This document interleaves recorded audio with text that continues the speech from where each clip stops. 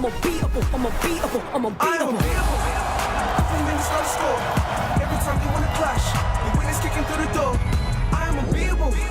Chances running out of stop, and we're running out the clock.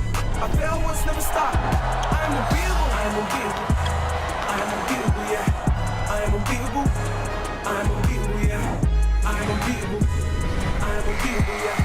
I am unbeatable. I am unbeatable, yeah. Welcome to the British Basketball League YouTube channel. It's all come down to this. After 28 weeks of the regular season, the playoffs are finally upon us. This weekend is round one of the quarterfinals, and it promises to be unbeatable. Up next is Caledonia versus Newcastle. Guiding you through this one is Josh Bett and London Lions captain Jordan Taylor. Thank you, Jeanette. Welcome, everyone, to the Play Sport Arena in East Kilbride for the first game of Week 1 of the playoffs. Caledonia finished the regular season in third position in the league and are one of the informed teams with 8 wins in their last 10. They also have a taste for silverware, winning the trophy last season, their first title in 20 years. In Quade Green, they have one of the hottest hands in the British Basketball League. Coach Gareth Murray will be keen to build on the impressive home form tonight. They've only lost 5 times at the Play Sport Arena in the league this season. Newcastle, on the other hand, have history on their side. They have won the playoffs 7 times, more than any other side in the league. Their recent form hasn't been great, though. They're only 3-7 in the last 10, but the huge statement win over the Cheshire Phoenix this time last week will give them a lot of confidence. Mark Studel's men also have one of the best away records in the British Basketball League, but tonight, the Cauldron of Caledonia will be difficult to overcome. Welcome, British Basketball League fans, and welcome to our viewers in the United States of America. This is the Play Sport Arena, and this is playoff time as Caledonia Gladiators will be hosting the Newcastle Eagles. Welcome, everybody. I'm your commentator, Josh Bett, alongside superstar of the London Lions, Jordan Taylor. JT, welcome back again. And I got to tell you, it's playoff time. Are you looking forward to this? Of course. Playoff time is the best time of the year. We got 2 great teams, great matchup in the backcourt, and plenty of superstar and firepower on both sides. Now, remember, these 2 teams, they've met 4 times this season. It's been 2-2 so far. So this could be a very evenly balanced matchup. Yeah, absolutely. And early on, it was Newcastle. They won the first 2 games, but then enter Quade Green. He got to Caledonia, and he's been throwing haymakers at every team in the league left and right. 2-0 against Newcastle with him in the lineup. So I'm looking forward to seeing the adjustments from Coach Studel. Of course, you mentioned 2-2, but now, of course, JT, it's time we look at the starting lineups for these 2 teams. And we will begin, of course, with the Caledonia Gladiators. What can we say about Gareth Murray's starting 5? We can say a lot. First, it starts and ends with Quade Green. Him and Patrick Whelan in that backcourt. Both of these guys have had tremendous seasons. Quade Green, obviously, a little bit shorter, only 12 games in the league. But then they got plenty of size on the wings with Princeton Anwas and the sharpshooter Lucas Paliza. And then inside, the blockness monster, the rookie, Clifton Moore Jr., who's had a tremendous rookie campaign in the British Basketball League. Well, that's your starting 5 for the home team. We'll take a look now at the visitors, the Newcastle Eagles. Gareth Murray going with a different starting lineup this time. Yeah, we talked about adjustments. The playoffs is all about adjustments. Coach Studel throwing an absolute haymaker adjustment early on. Jordan Johnson will come off the bench. He still has plenty of firepower. Ricky McGill, Larry Austin Jr. leading the backcourt. Really proven, really tested guards on the wing. You got Taj Green and Devin Whitfield, and inside, the vet, Darius Defoe, holding down the middle. Well, basketball fans, this is the playoffs, and now we're going to show you exactly just how the playoff structure works here in the British Basketball League. It is indeed the top 8 teams who automatically qualify for the playoffs. First place, London Lions take on the Scorchers. Cheshire Phoenix in second. They will take on the Flyers. Well, of course, this matchup, you'll see Caledonia Gladiators versus the Newcastle Eagles and the Sheffield Sharks taking on Leicester Riders. Well, we're going to take a look now at some of the key fixtures this coming weekend, of course. Playoff opener tonight, Caledonia versus Newcastle Eagles. While on Sunday, JT, we have an exciting triple header. Of course, as you see, Lions, your London Lions will be hosting Surrey Scorchers. Sheffield Sharks will be hosting the Leicester Riders. And, of course, the Cheshire Phoenix will be hosting the Bristol Flyers. Well, Basel fans, we're going to take a short break. And as always, we will be back momentarily.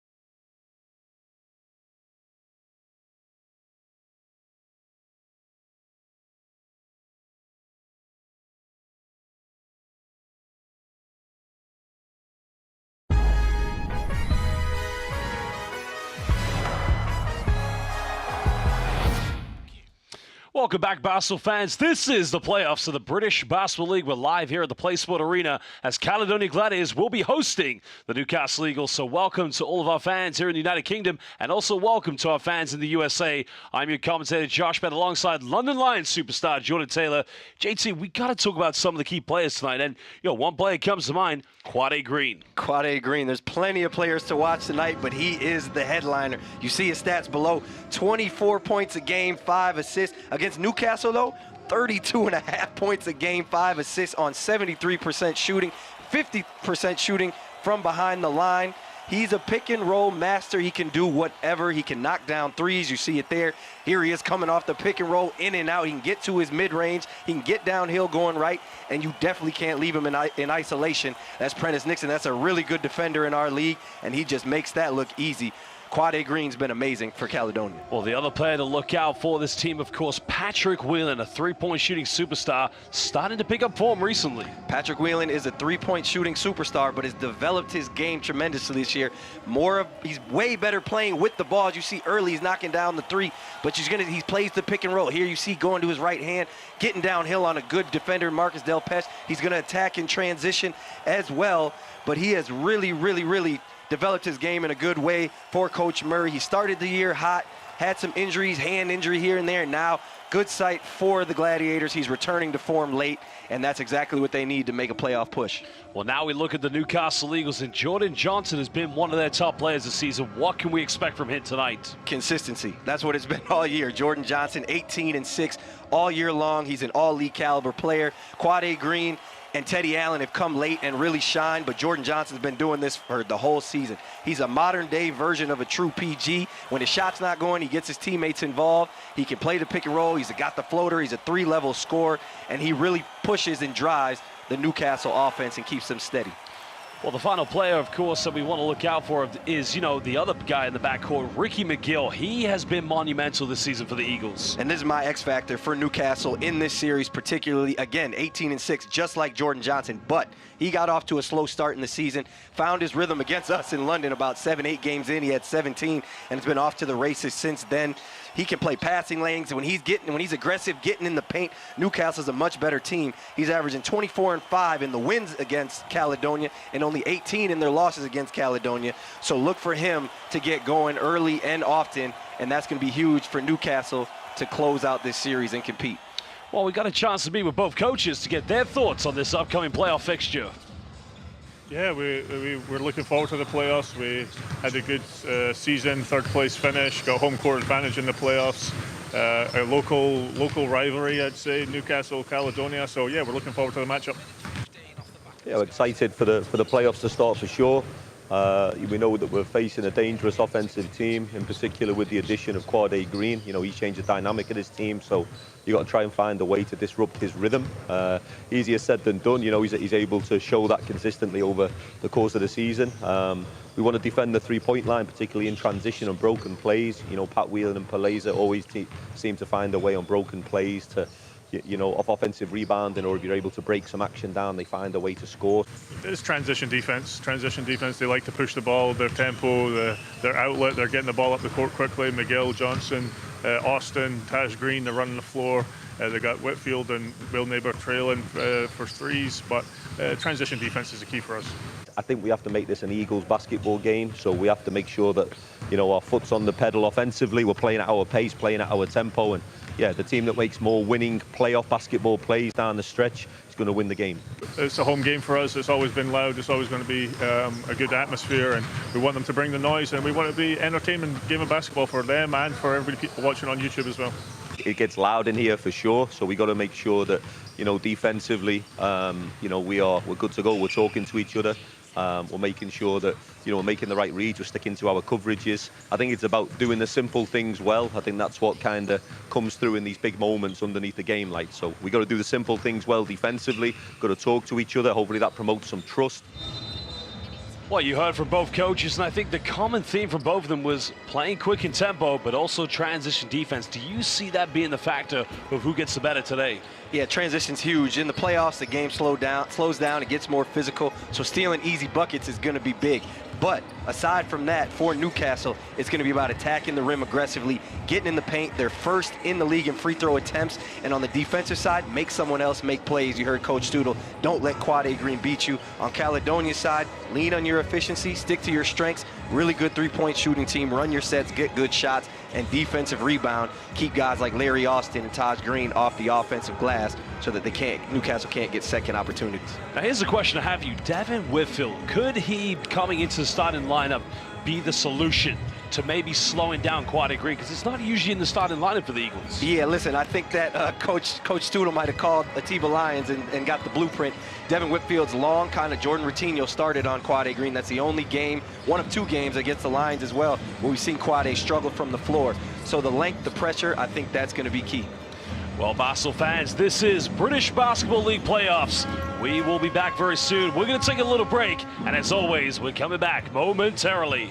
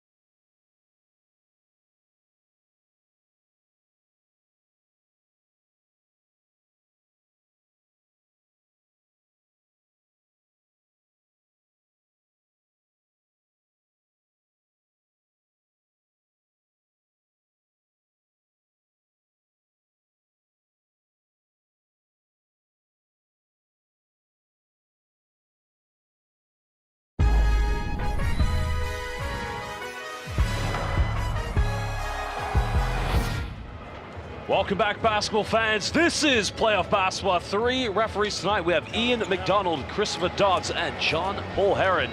Again, we're live here at the Play Sport Arena in East Kilbride as the Caledonia Gladiators will be hosting the Newcastle Eagles. And of course, this is going to be, JT, it's playoff basketball. You know what this is all about. You've got to come ready to play now. Definitely got to come ready to play. You got to bring the energy. Most importantly, physicality. You heard Coach Stootle talk in the pregame chat. Little things, intangibles, those are things that's going to get you over the hump. It's cliche, but hey, we're ready for it. Of course, you know, you go back to the year 2003 when Caledonia first ever won the playoff championship, and their opposing team they went up against was the Brighton Bears, and the head coach of that team was the great Nick Nurse, NBA champion in 2019 with the Raptors, and currently battling back in the playoffs in the NBA right now. Yes, battling back with an injured guy, Nick Nurse, obviously a legend in the British Basketball League. You're a legendary commentator, and I'm looking forward to all the fun facts that you're bringing with you tonight. That's very kind of you. Well, let's get this show underway. It will be Caledonia having the first possession. Of course, he has been the key namesake player, Quad A Green. You know, we talked a lot about him. Newcastle's defense, JT, it's going to be very imperative to have some game plan against him. Yeah, and you see the game plan early on, and just as we thought, it's Devin Whitfield. He's hounding him, he's denying him a half court. They made Caledonia play 4-on-4. Get in transition, that is a beautiful sight if you're Coach Stootle. They're really good at transition. They've dominated fast break points in this series. Well, interestingly, Caledonia fans, you've got to love this fan base. They stand until the very first bucket has been scored. So the Newcastle Eagles getting underway. Polita going for 3 in the corner. Unable to connect. Early momentum on the road is so imperative here in the playoffs. Yeah, you have to get a good start if you're Newcastle. As we talked about, that Caledonia crowd gets loud. But early on, they're making Patrick Whelan make plays. He's got a turnover and a good shot from Lucas Poliza, sniper. 70% of his shots are threes, but that one just didn't go down. Down low to the Chief, goes in for a fadeaway. Unable to get this one here. Can Caledonia try to battle back? The man they want to get going is this man. Get him going with the green lights. Pulls up, nowhere to go. Good help side defense, and so far you're looking like it's very organized, team defense from the Eagles. It's very organized. Devin Whitfield's done a great job the first 3 possessions of guarding without fouling, using his length, but then a great job on the backside there by Taj Green and Ricky McGill to show a crowd when Quade Green is attacking. Caledonia fans still standing. Still, the Gladiators looking for their first field goal. Could be quite a while until they sit down, JT. Wait, this is a Newcastle team we talked about. They've been up and down all year long, but this was a team that was built to win and go deep in the playoffs. They're talented. They have plenty of scoring. The problem has been their defense all year long, but right now that's locked in, so they're going to be a tough matchup. Newcastle historically, there you can see it goes in, and finally getting the first field goal. And now those fans can take a little break and take a seat as we get this one back underway. And that's an advantage that Caledonia has outside of Quade Green is their side. So a nice adjustment to kind of slow the game down, get the ball to Lucas Poliza. As we mentioned, 70% of his shots are threes. Right there, he takes advantage of the smaller Ricky McGill, goes baseline, and gets a bucket. Definitely the atmosphere here will be crucial. I mean, both coaches, they talked about what it's like in playoff basketball. You have your regular season, you sink into the year, you go through the middle of the year when people start to pick up form. But playoff, it's the adrenaline, it's the anticipation, the excitement. I mean, it's completely different from the regular season, we know that. But the question is, who is going to be able to maintain against the pressure? Down low finds Defoe. Find Ricky McGill. Good passing from the Eagles, but they need to come up with a good shot and good defense coming from Onwas. And at the dying moments, nothing dropping here for the Eagles, JT. Nothing dropping there, but if you're Coach Strudel, you're happy with that possession. The ball moves side to side, could have got a layup, ended up with the shot that Taj Green normally he could make. As you see Lucas Poliza getting downhill as he's showing his aggressiveness early in the game, and you hope that's not on Devin Whitfield. It's not, it's on Darius Defoe. But you're really happy with that first possession if you're Coach Strudel.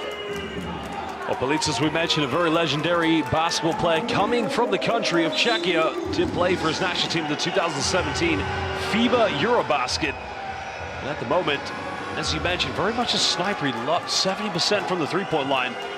And the thing I like about him, he only takes high percentage looks from the perimeter. Yeah, he only takes that. And part of that is because of guys like Quade Green. And let's not be remiss to not mention Ian DeBose, who has had a great year, just out for the season. Patrick Whelan, Ian DeBose, Quade Green getting him really good looks, shooting 43%. But what he is, he's also a veteran. He's probably the most experienced player, one of the most experienced players on this team. And that's what he was brought in to do, not just shoot threes, but you see him showing the other facets of his game to get Caledonia going. Of course, he was teammates on the national team with your former teammate, London Lions, Wojtek Hrubanin. Something about Czechia producing very good three-point shooters. They produce good basketball players, not just good three-point shooters, but, they just know how to play. They play the game, as you mentioned, the right way. They get the job done. They're physical, they're aggressive, they're smart.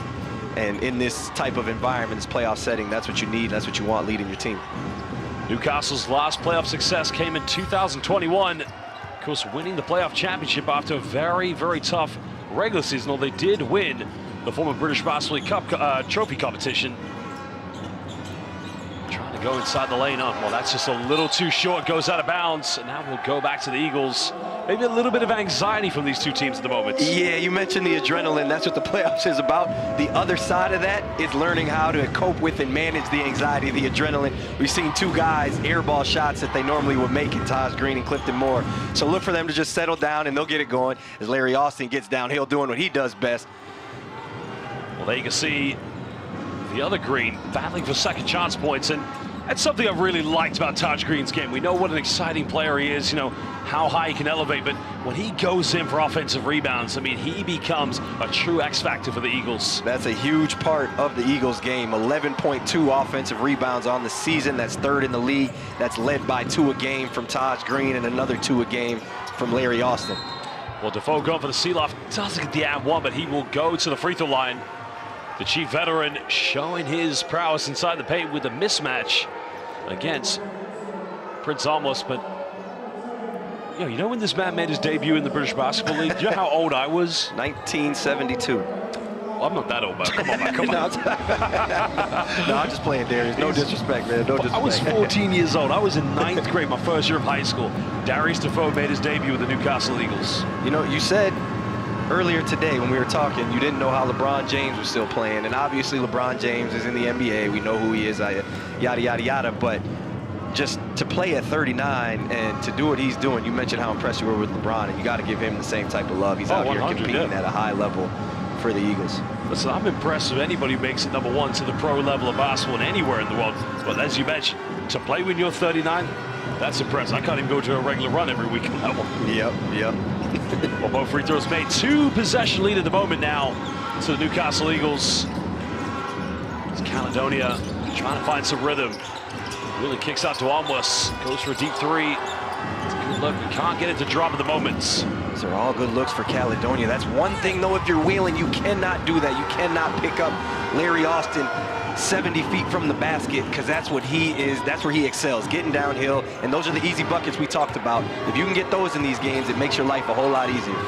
6-0 run now here to the Newcastle Eagles. Trying to go, well, the bank is open early, and again, you can see Defoe inviting him to take the shot, but may have just regretted it on that one possession. Yeah, you know, Clifton Moore went short, then he went long, still settling in nerves-wise, but next one I'm assuming is going to be right in the middle, right through the net. It's a tough shot right there from Ricky McGill. You got to get better ones. Well, down lane goes in, throws it down, and welcome to the Play Sport Arena. This is playoff basketball. I mean, we call him the block nest monster, but JT, you just cannot give this guy any time or space, because he will punish you. Yeah, he's going to go up top. We've seen him dunk on a few people. We've seen him turn a few people away. And right there, he climbs that ladder, plays on that rim. He's having fun, and that's one that, again, that's the thing that will calm your nerves down. You get the dunk. Now you got 4 points. You're feeling good. And if you're Ricky McGill on the other side, as talented as he is, you have to get good shots, and that's why, because that's almost as good as a turnover. You get out in transition, you can't get your defense set, and you give up easy buckets like that. And finally, Jordan Johnson, first sighting. Oh, it's interesting. 3 players, all very similar positions. We did talk about this earlier, but Jordan Johnson, Larry Austin Jr., Ricky McGill. One of the issues Newcastle's had is also finding out, when you've got 3 players that all have different aspects of the game, sometimes it really isn't, argue with me if you can, finding out who is on their form at certain times. But Basel fans, we're going to take a short little break, and we will be back momentarily.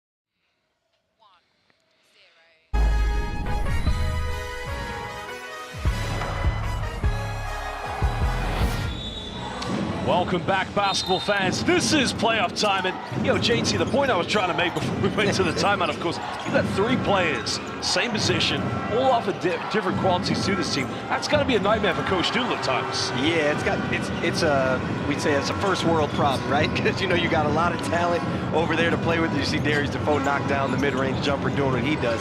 But yeah, you want to get all those guys opportunities. Finding ways to mix and match and how they're going to complement each other is always a challenge. But to me, this was always the lineup, as you see Darius Defoe running the floor. Great block. Getting rejected. Well, the Chief, I'll tell you what, just got reminded. Well, again, going up and Patrick Whelan having the bunnies. Well, he pinned him off the backboard like a magnet on the refrigerator, JT. Yeah, that's a great block by Patrick Whelan, and I've never been able to relate to a basketball player more than Darius Defoe. He wanted a foul. That absolutely was not a foul, but a couple years ago he might have dunked that. All you can do in that, you have to ask for a foul when something like that happens. Just look at the ref, but great play by Patrick Whelan. But going back to what you mentioned, yeah, just finding ways to get all these guys going and making them comfortable with each other is a challenge in and of itself for Coach Studel. Well, Kyle Johnson checking into the game here, the former Newcastle Eagle. Interesting, you got players on both teams who've had played for the former clubs. The case of Jordan Johnson did play for the Caledonia Gladiators when they were known as the Scottish Rocks. On the case of Kyle Johnson last season playing for Newcastle. So, by proximity, it's a rivalry. But of course, little bit of players knowing a bit about each other's teams. Yeah, absolutely, and that's what makes this league fun is the history of it. A lot of it that I'm still learning about, and a lot of it we're still unlocking with matchups in series like these. Patrick Whelan getting in the mid-range, quad A Green, getting him the ball where he needs it. Johnson trying to penetrate. Your former teammate, Josh Ward-Hibbert, checking into the game. Johnson left wide open, hesitates, fires a three, tucks that one away, giving the Newcastle Eagles a 5-point lead. And Josh Ward-Hibbert, going back to him, you played with him for a season. For me, he is like the ultimate intangible player. Does almost anything and everything a coach will ask him to do. Yeah, junkyard dog. Anybody that knows who that is, Jerome Williams going back to the end. Toronto Raptors, yes sir. Great job by Jordan Johnson throwing a crowd. But Josh will do anything that's asked him. If you need him to just hit 7 threes and go for 20, he'll do it. If you need him to guard the other team's best player, he'll do that. Darius Defoe beating up the offensive glass. But Josh is an amazing teammate, amazing player. Well, the Chief, Darius Defoe, the veteran, getting the offensive board. The second chance points count. 7-point lead to the Eagles, just over 3 minutes. Playoff basketball here in the British Basketball League. Screen coming off one screen. We've seen what the Eagles are going to do. It looks like they found the mix and something that maybe they should have been doing a little more consistently all year, but it looks like Coach Studel has himself something here. You got the 2 guards in at all time, but then that 3-man is either Josh Ward-Hibbert or Devin Whitfield, and those guys just provide, as you mentioned, the intangibles. They are hounding Quad A Green right now. They know what flavor his gum is, what deodorant he's wearing, because they're right underneath them, and Quad A Green's going to get a break with 0 points, which is something that if you would have made me bet on before the game, I wouldn't have not guessed. About 2 seconds left. It's going to be a 24-second violation. As you mentioned, Bothwell coming into the game for Quad A Green. At the moment, Caledonia Gladiators, I've said this, you said this, we felt like they were favorites coming into this game, but it's only the first quarter. It takes a bit of time to settle in, but you can't leave it too late because Newcastle, they are soaring at the moment. They're soaring, they're playing well, and look at 10 points. They forced Quad A Green and the Caledonia Gladiators into 4 turnovers. Josh Ward-Hibbert trying to contest for an offensive rebound, goes out of bounds. Caledonia will get it back. But again, JT, you got to go to that scenario there. Jordan Johnson comes off a ball screen. How much time and space is he allowed to get off a 3-point shot? Yeah, he's already got one from the corner just off of attacking the paint. Getting in the paint, which we mentioned is going to be a big thing for the Newcastle Eagles. I'd like to see him get in the paint or someone get a paint touch before they fire these threes. Their efficiency rating goes way up after paint touches. Patrick Whelan showing some of the versatility we talked about getting downhill. But they showed, when they're touching the paint, Ricky McGill, Jordan Johnson, they're getting in the paint, they're spraying out. They're a much better shooting team, and the percentages go way up. So I'd like to see Newcastle do that. If they can do that on the offensive end and keep the discipline that they played with on the defensive end, watch out, British Basketball League. Coach Clifton Moore Jr. going off to take a break, but I want to go back to the plate. It was interesting the discussion that we had about Patrick Whelan when he played for the Leicester Riders. He was an off-ball player, phenomenal shooter. This season, he's had to have the ball a lot more in his hands. And the thing I liked about that, he comes off the screen, it's the slightest hesitation that throws off the defense, and then he accelerates and gets to the free throw line. I've seen a huge development in this game over the course of the season. He's looking more and more comfortable, not only being a ball-dominant guy, but also at times being a facilitator. Yes, and it's the hesitation when you're a shooter. If you give that slight hesitation, the defender can't do anything but raise up or think you're going to shoot it. So he's got that great, like you mentioned, he kind of freezes. As soon as you raise up or as soon as you pause, he gets downhill going to his right. And he's really been impressive for me. He defends on the other end really well also. Oscar Baldwin checking into the game, switching on defense. Johnson pulls up in the mid-range, can't get it. And now here come the Gladiators. They have numbers. Bothwell running here with Wheeland. But good transition defense by Larry Austin Jr. Bothwell pump fakes, pulls up the mid-range, easily tucks that one away. And now cutting it down to a three-point deficit. Caledonia starting to settle in. Michael Bothwell with the pull-up jumper, another mid-season addition. Another great find by Coach Gareth Murray. He's averaging 10 points on the season. He's gotten better and better as his season has gone along. Green going for a post-up. Showing the versatility in this game, more than just an intangible player. He does have an effective skill set. A very effective skill set, as you mentioned. He's another guy that he doesn't always get to show everything because they have so much talent. That's a really good audible there by Coach Studel, throwing the ball inside. A couple bad possessions for the Eagles. Get it inside to Taj Green. Go to that jump hook. Bothwell tries to isolate. Time is winding down, just over a minute to go here in the first quarter.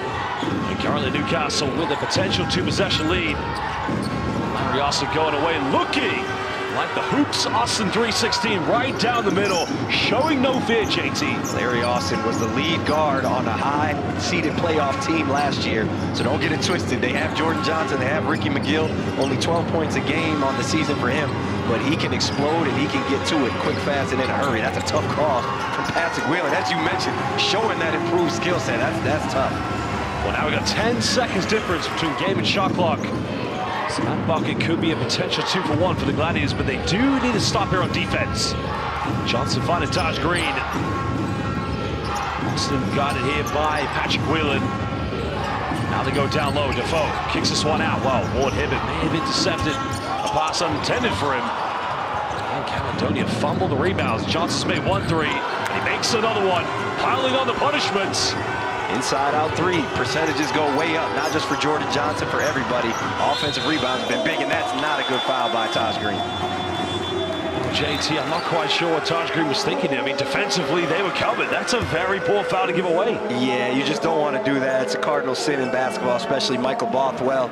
Not the greatest three-point shooter, only 21% on the season. So if he fires that up and puts it in, you just live with it. I mean, it's not even an attempt. You know, the great Bill Russell used to say this. Whenever you go for a block, you never swipe. You keep your arms straight, and it's like slender, but there was almost like, a hacker. Yeah, definitely swipe. It makes it an easier call for the officials. And even if you don't foul him, as you mentioned, it looks like it's a foul. And on top of that, he swiped on the right side of Michael Bothwell, left-handed shooter. Just not a very smart play from Taj Green. Bothwell, again, has had his inconsistencies since joining the Gladiators, but one of the key games he had was only a few games ago when they played on the road against the Bristol Flyers. It was probably one of his best shooting displays he's had in the league this season. And I just feel like with him, maybe that could have been the game that's unlocked part of his game that we haven't seen. Yeah, he's had his ups and downs, and hopefully for Caledonia, that's something that's going to be unlocked. Either way, even when he does have his up and downs, his physicality, his size, he's still one of the better backup point guards in this league. When you can bring someone like that off the bench, it just adds a whole other element to the game. Right now, as you put Quade Green on the bench, and he comes in, they cut the lead to 4 and now 5 eventually, but just a nice luxury to have for Coach Murray. 3:10 seconds left. Jordan Johnson tries to go NFL Madden, but that goes out of bounds. Well, basketball fans, we are going to take a short little break, and as always, we will be back momentarily.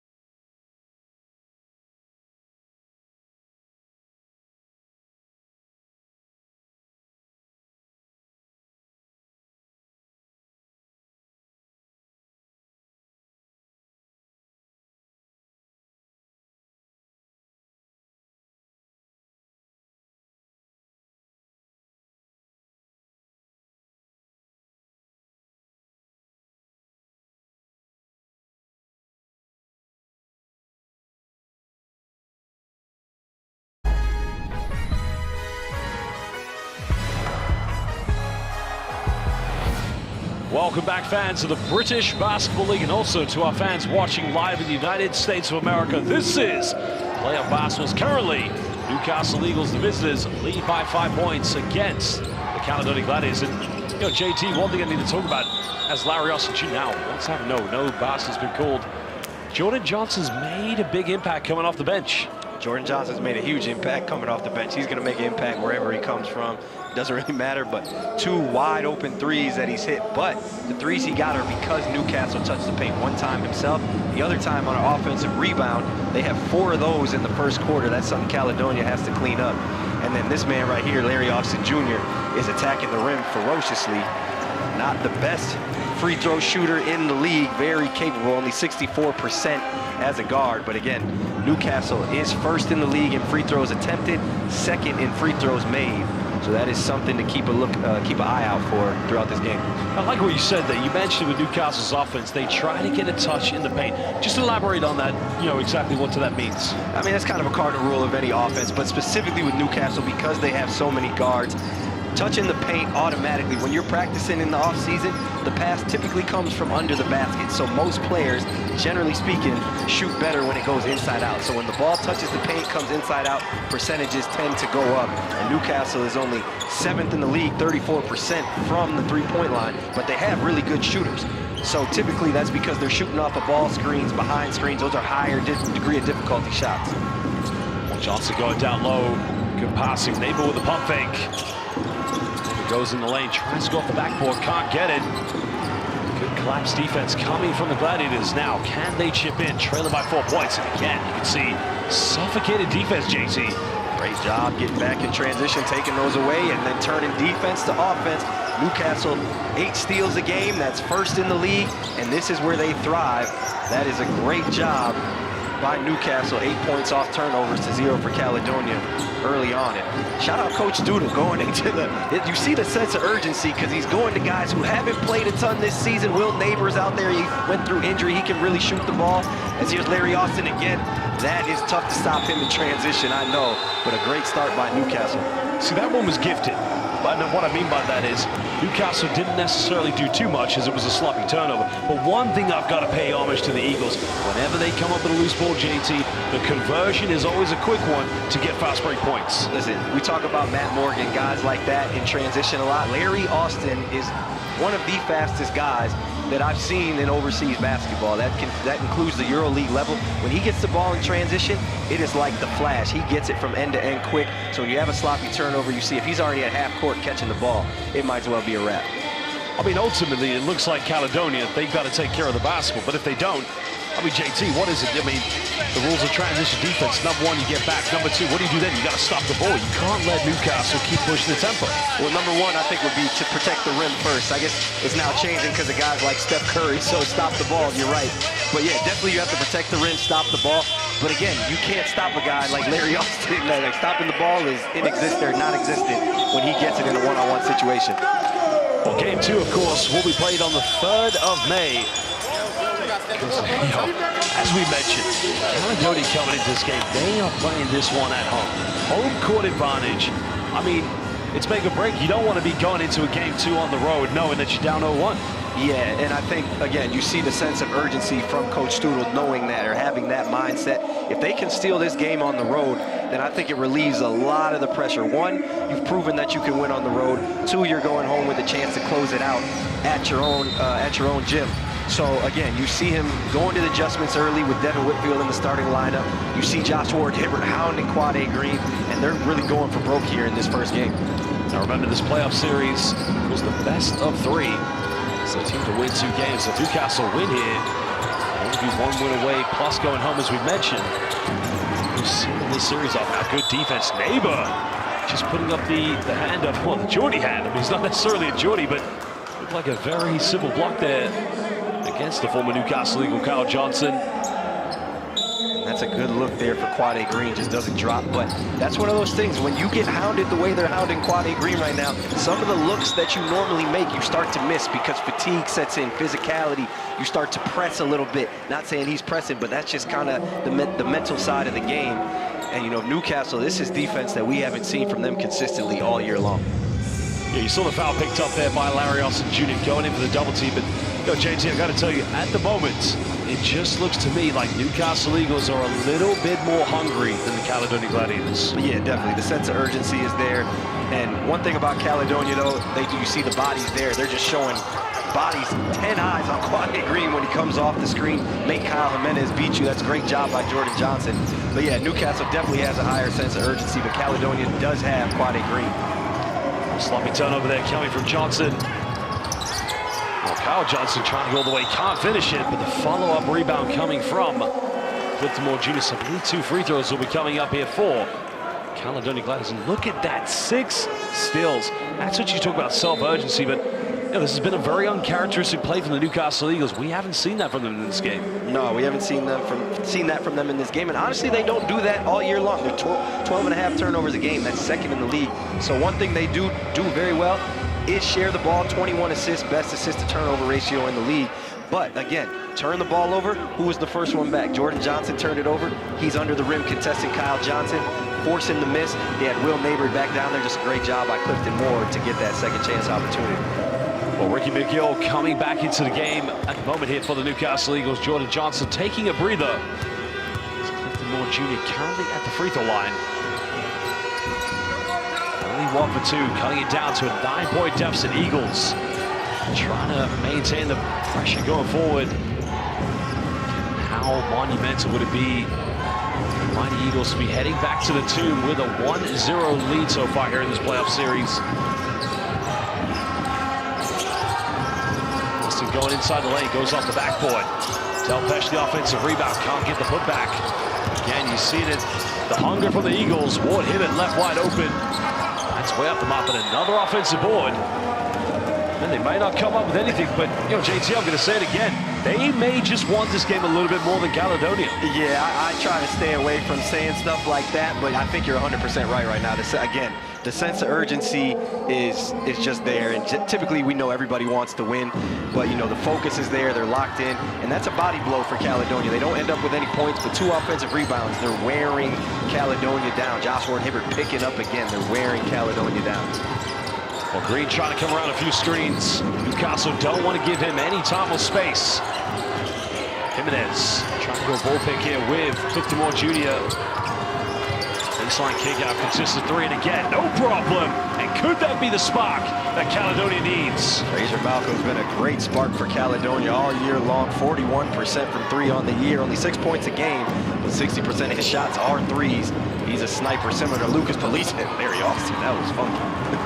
I mean, look good. I give him credit for able to go for the wraparound. Yeah, that was tough. I wish that would have gone in. That was a great move. Jimenez penetrates. Finds Clifton Moore. I believe he was inside the restricted zone, and as a secondary defender, that is obviously going to be called a block he found. Now, interesting, we talk about the restricted area, the semicircle just below the bucket. There is a difference when you're the primary and secondary defender, of course, when they call these blocking fouls. Yeah, and honestly, I'm going to let you go ahead with that because I've tried to understand charge rules. I think I've gotten charges in game that have been called blocks, so I don't know what gets called half the time. But yeah, definitely if you're the primary defender, it tends to be as long as you have legal guarding position. Secondary defender, obviously, you have to have your feet outside the restricted area. Well, timeout's going to be called at the moment. These 2 teams will talk it over. 6:24 to go at the moment here in the first half. And, at the moment, this could be the point where Caledonia has to try and build some momentum. But, what do they need to do? We talked about not turning the ball over. We talked about the transition defense. Where do they need to get things going offensively? Well, before we get to that, make sure you check out the new show at the British Basketball League, Double Double, with Derek Eze and Stan Kazuge every Monday at 7 p.m. Of course, we've already had 1 episode, but again, I'm looking forward. I mean, this is going to be exciting content here in the British Basketball League. Yeah, shout out Derek and Stan. Those guys are always putting together good content. Really excitable guys, lovable guys, man. I got to go on TikTok with them during the All-Star game, and they're always a fun time, so I'm excited for that as well. Well, true advocates and passionate fans of the British Basketball League, and they have made wonderful content, so make sure you follow Double Double.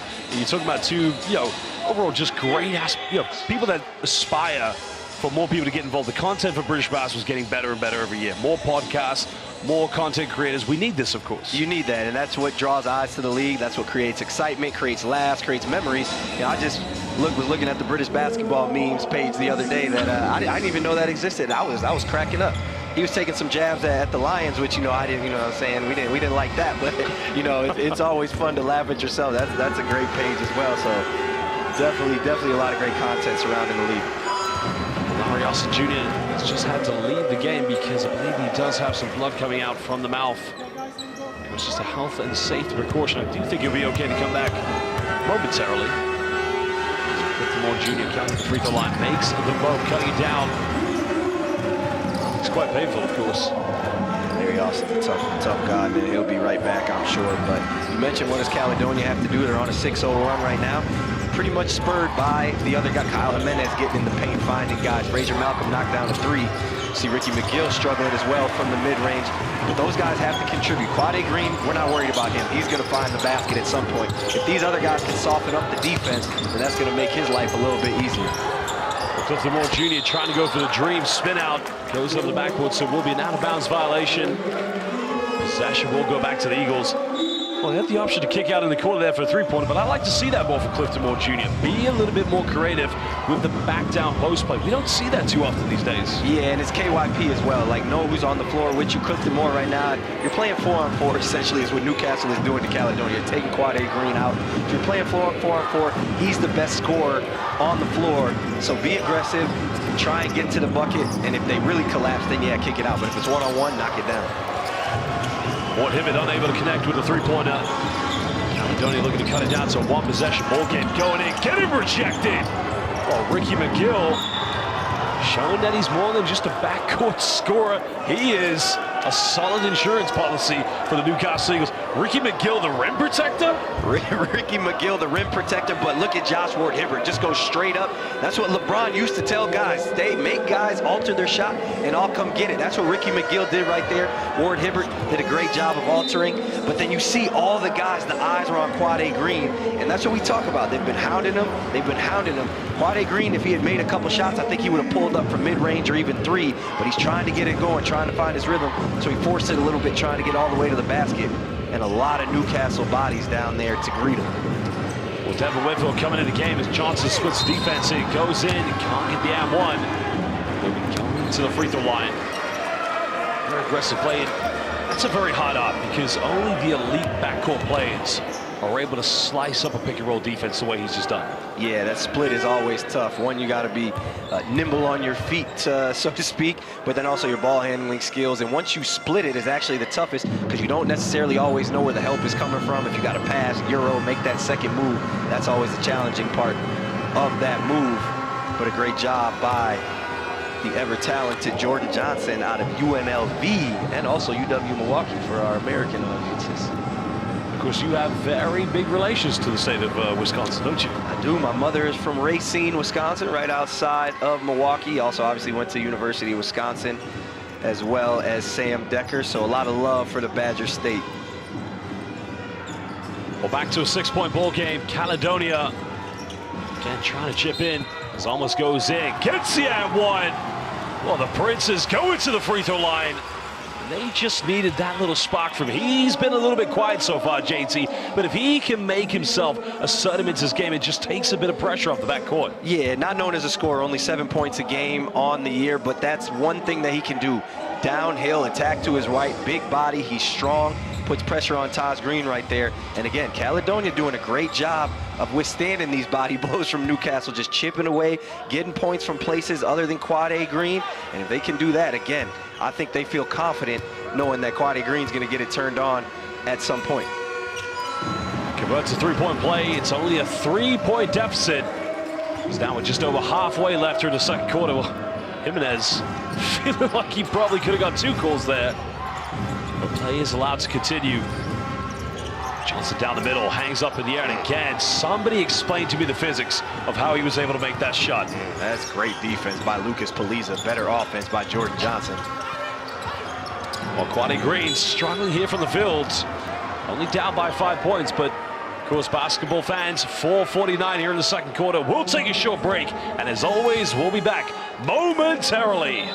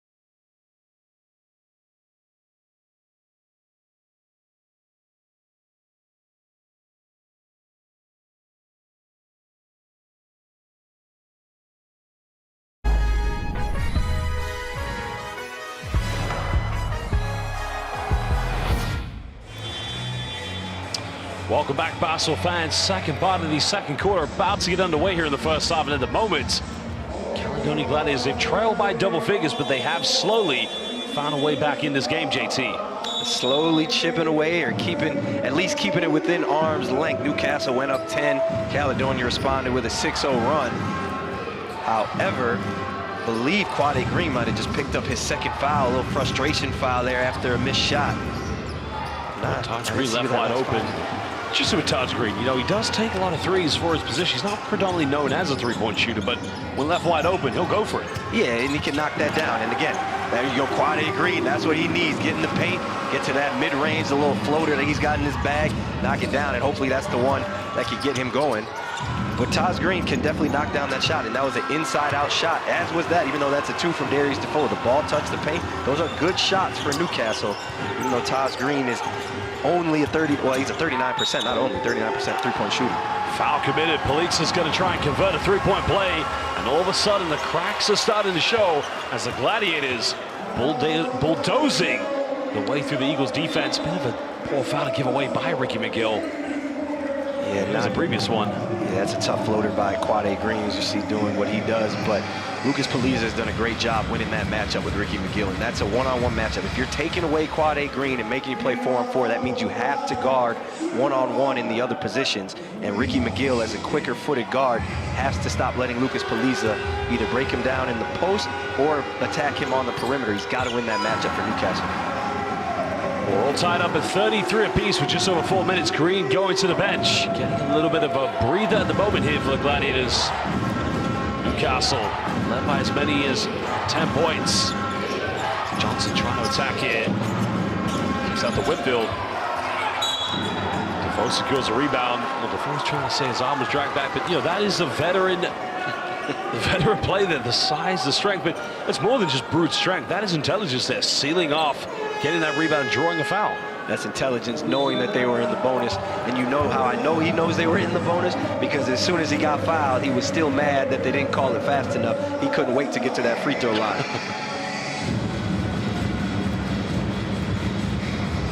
As we mentioned, the last playoff success for the Newcastle Eagles was back in 2020-21 when we returned from the global pandemic of COVID-19. The Newcastle Eagles, after winning one domestic trophy already, not many people gave them a bit of hope going into the playoffs. They did defeat the Leicester Riders on the way, and what an epic final it was against the London Lions. Very different team, of course, coached by Vince McCauley. And one of our colleagues, Drew Lasker, was actually still playing at that time. It's last year before retirement.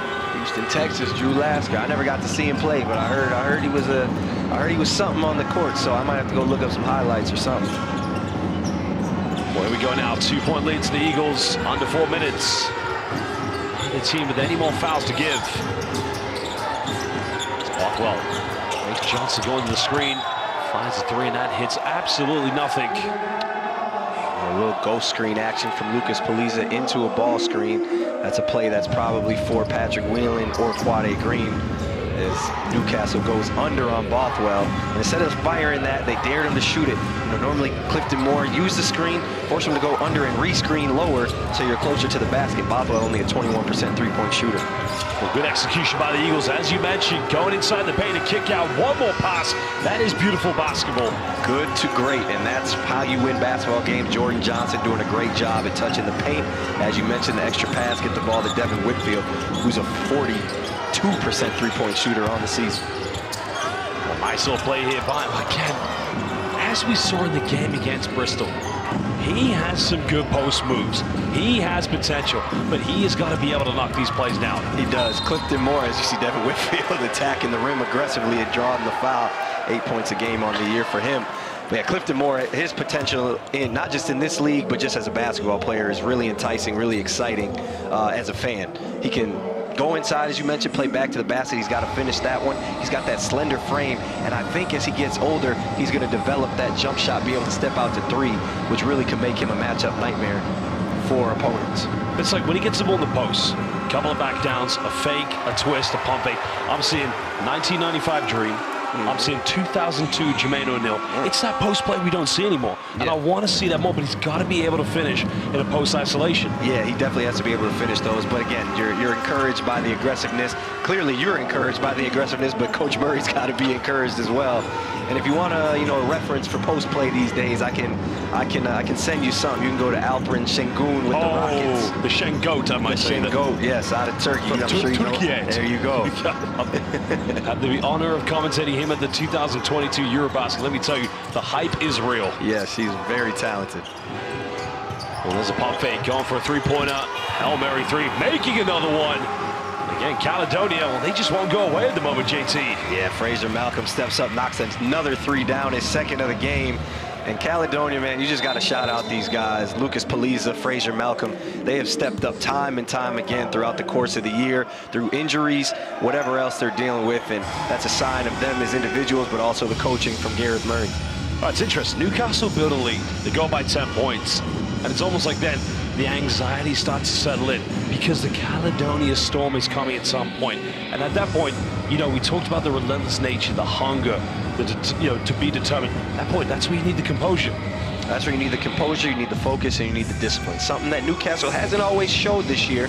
But again, I really love what Coach Studel is doing with these rotations. He's putting in guys like Josh Ward-Hibbert, like Devin Whitfield, with two guards, as opposed, we haven't seen the three-guard lineup yet tonight, which is obviously the most talented, but maybe not the most efficient in a playoff series. So really got to shout out Coach Studel and for having the will to go to these lineups, but also the guys on his team for adapting and be willing to believe in him. Looked like a little bit of a Spanish pick and roll sequence. I don't think Whitfield did set the back pick for Darius, but the Chief. Little simple seal off, and again, JT love it, the post turnaround, the little jump hook. The post turnaround, that's what Darius Defoe, he grew up around our era, so he's very, very akin to that type of play. And you mentioned the Spanish screen. Whitfield didn't set the bat screen because Clifton Moore was high on the screen, almost like a hedge. So a smart move by him to slip out and then throw it in the post. Well, Patrick Whelan getting inside the paint, drawing the foul. He'll go back to the free throw line. As I mentioned, neither team with any more fouls to give here, 1:37 left. But Newcastle still trying to hold on to a slender 5 point. Whelan may have just got in with an elbow there. Yeah, elbows high going in. Probably got away with one there, but again, you love the aggressive attack from Patrick Whelan. This is the playoffs. There's no, don't settle. Don't settle. Get in the paint, make the referee blow their whistle, and put pressure on the older Darius Defoe in the pick and roll. Smart play by Patrick Whelan. Of course, plays NCAA basketball in the USA. Started his professional career in the lower divisions in Spain. But of course, he really did a good job when he came back and played for the Leicester Riders 2 seasons. I mean, you played against him in the final last year. He won a final with the Riders against the Lions back in 2021, of course. I mean, he has been a phenomenal player, and rightfully so. Coming to Caledonia, it almost seems like the right move for him because we have seen such a big progression in his individual game. Yeah, one of the funnest things about basketball, even as a competitor, is seeing, growing yourself, but then two, seeing guys grow as players. And Patrick Whelan continues to get better and better, and it's really admirable to watch. Great job by Josh Ward-Hibbert. Again, Jordan Johnson, great read off the pick and roll, Spanish action again, help from the same side on Fraser Malcolm. Josh Ward-Hibbert attacks the closeout, easy layup. Just over 65 seconds left here in the first half, and again, good hands. Here comes Whitfield. Well, fasten your seatbelts, but he's going to only go in with a layup. And at the moment, then we go back to, I think that's the 7th turnover, the 7th steal of the game from Newcastle. But JT, it's all about the conversion rate. Forcing those turnovers, but then going down the other end and getting those fast break points. And Whitfield, all he does is put his hand in the cookie jar. All he does is put his hand in the cookie jar, and again, Coach Studel inserting him into the starting lineup, showing confidence in him. He's had a really solid year for them, but he's paying his coach back with great defense and offense as well. Well, the big question, can Caledonia push for the final at the O2 Arena? That is going to be the big talking points.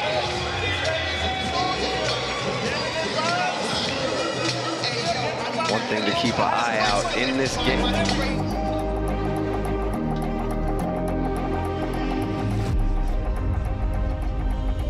Any team I play with, I think I'm competitive enough that want to play in the playoffs. It would mean everything. I know that's what we've been working for all year. Always gonna have the bragging rights of being #1. I think the season has been a successful one for us. We've been playing a little bit different basketball the second half of the season, playing a little bit faster, a little bit more up-tempo. Oh my goodness sakes! Great handles from Green. Our identity is about teamwork, is about team chemistry. You can't win a championship with one person, you got to be as a team. We have too many weapons. We got too many shooters, we got too many ball handlers, we got too many playmakers on our team that can make unselfish plays. That was tasty. Missed out on making that trophy final, so now our next goal is to make the playoff final. The more of the story is we try to win a championship.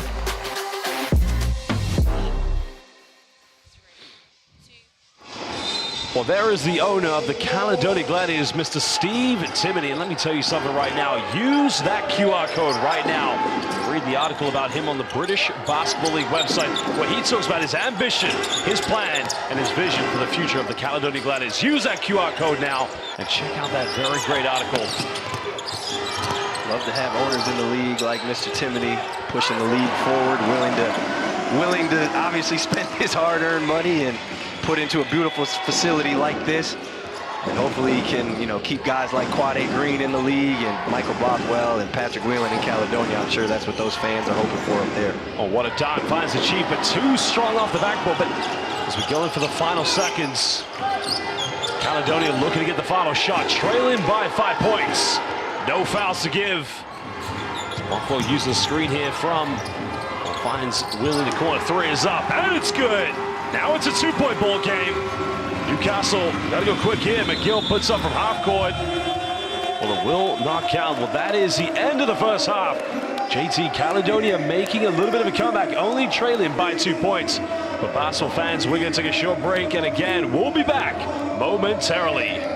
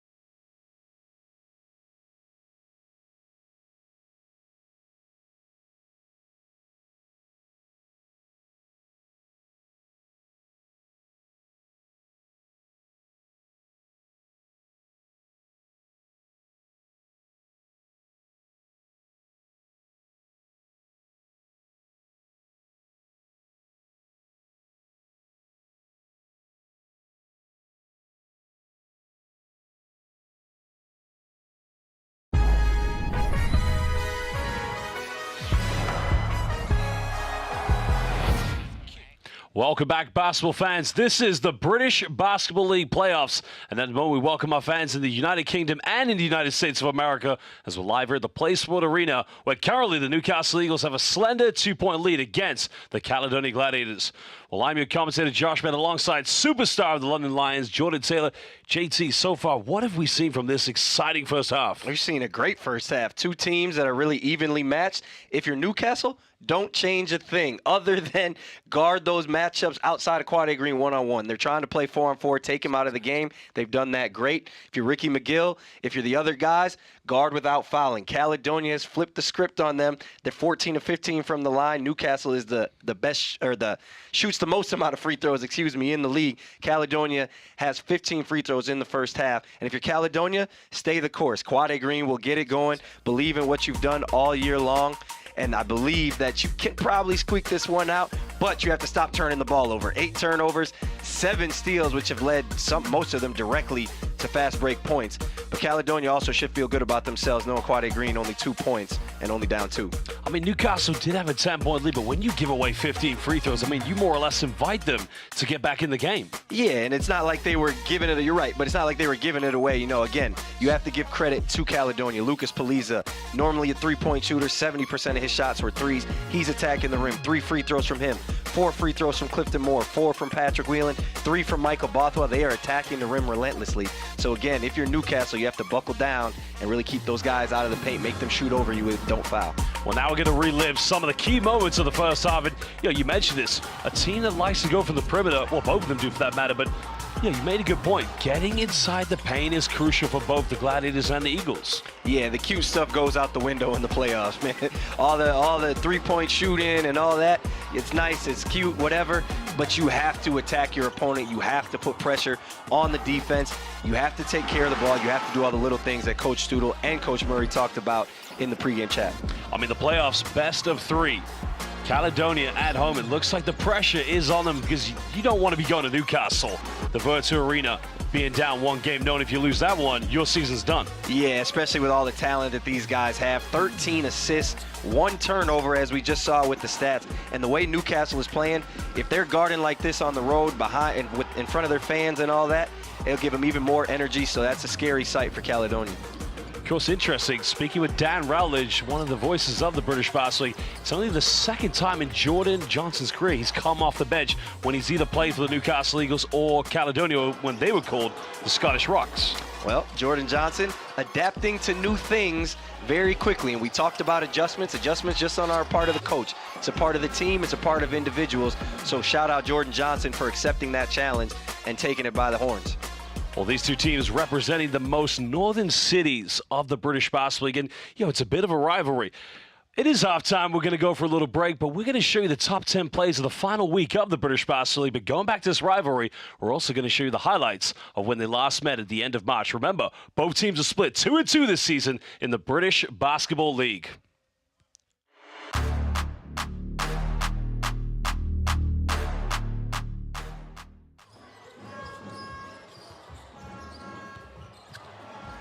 Damn touch, Green throwing it in the lane.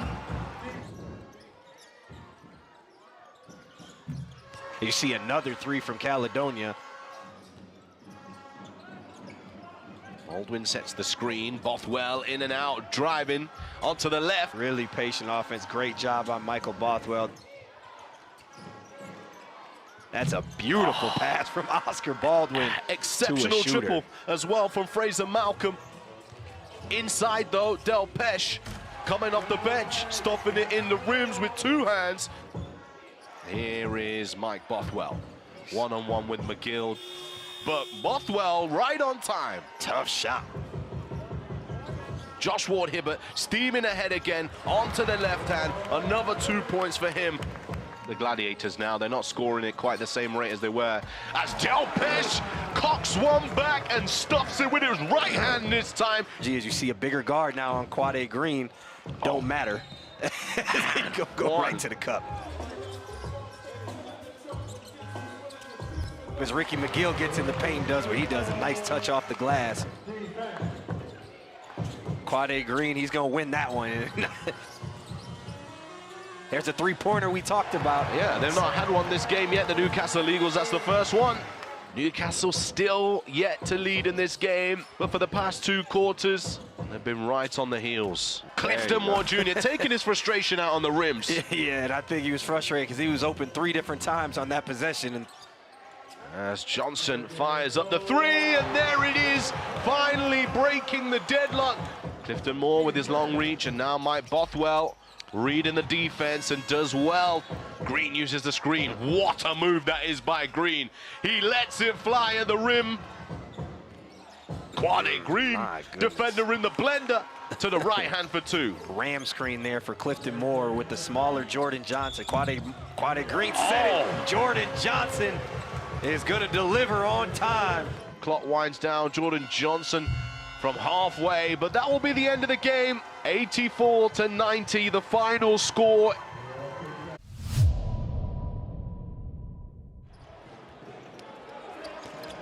That one taken away, pocket pick by Kareem Queeley, and Kareem Queeley gets in on the dunk party. Good steal and finish by him. Love that.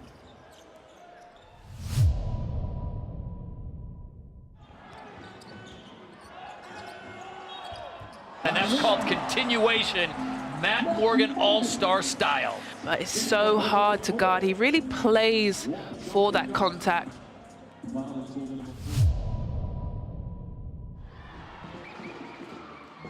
Leicester trying to scramble, and Holmes is able to steal it away. Holmes with the spin, lobs it up to Thomas, who jams it down. Great play, and it's off the error of the Surrey Scorchers, and Leicester Riders are out running and dunking. Stampley lofted inside to Robertin. Defoe's there to put pressure on the ball. Nick Lewis, ridiculous. Nick Lewis with the sniper triple. Yeah, from far away. The clock was running down.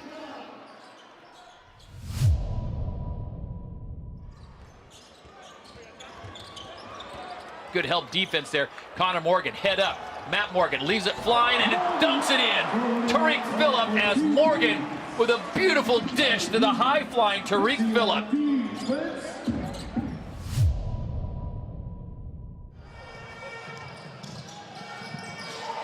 Caledonia's been doing a better job of shooting a three-pointer, but it's tough to call this one. But going up with a dunk. A dunk there in transition.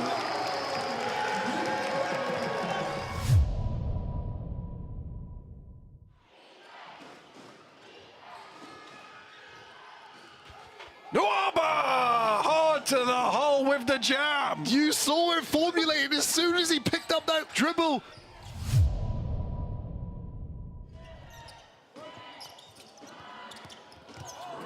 Oh my goodness, the Quincy Renaud. Wow, it sort of opened from nothing, and then he jumps up over the defender and throws that one down.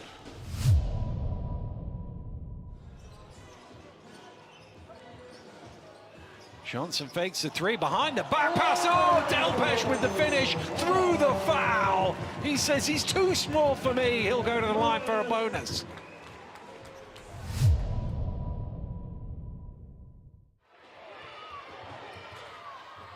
Renaud. Oh, LeQuincy Renaud on the halftime buzzer. Knocks down the 3. Unbelievable.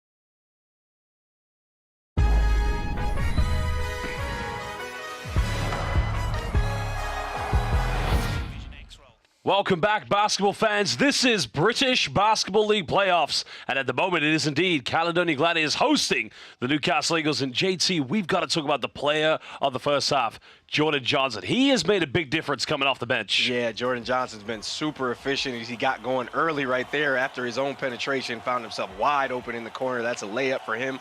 But then also he's been active on the defensive end. See him play in the passing lane there. That's an offensive rebound kick out for three. And when you can make shots like that early and get you going as a scorer, that's all you can ask for, and that's another steal right there.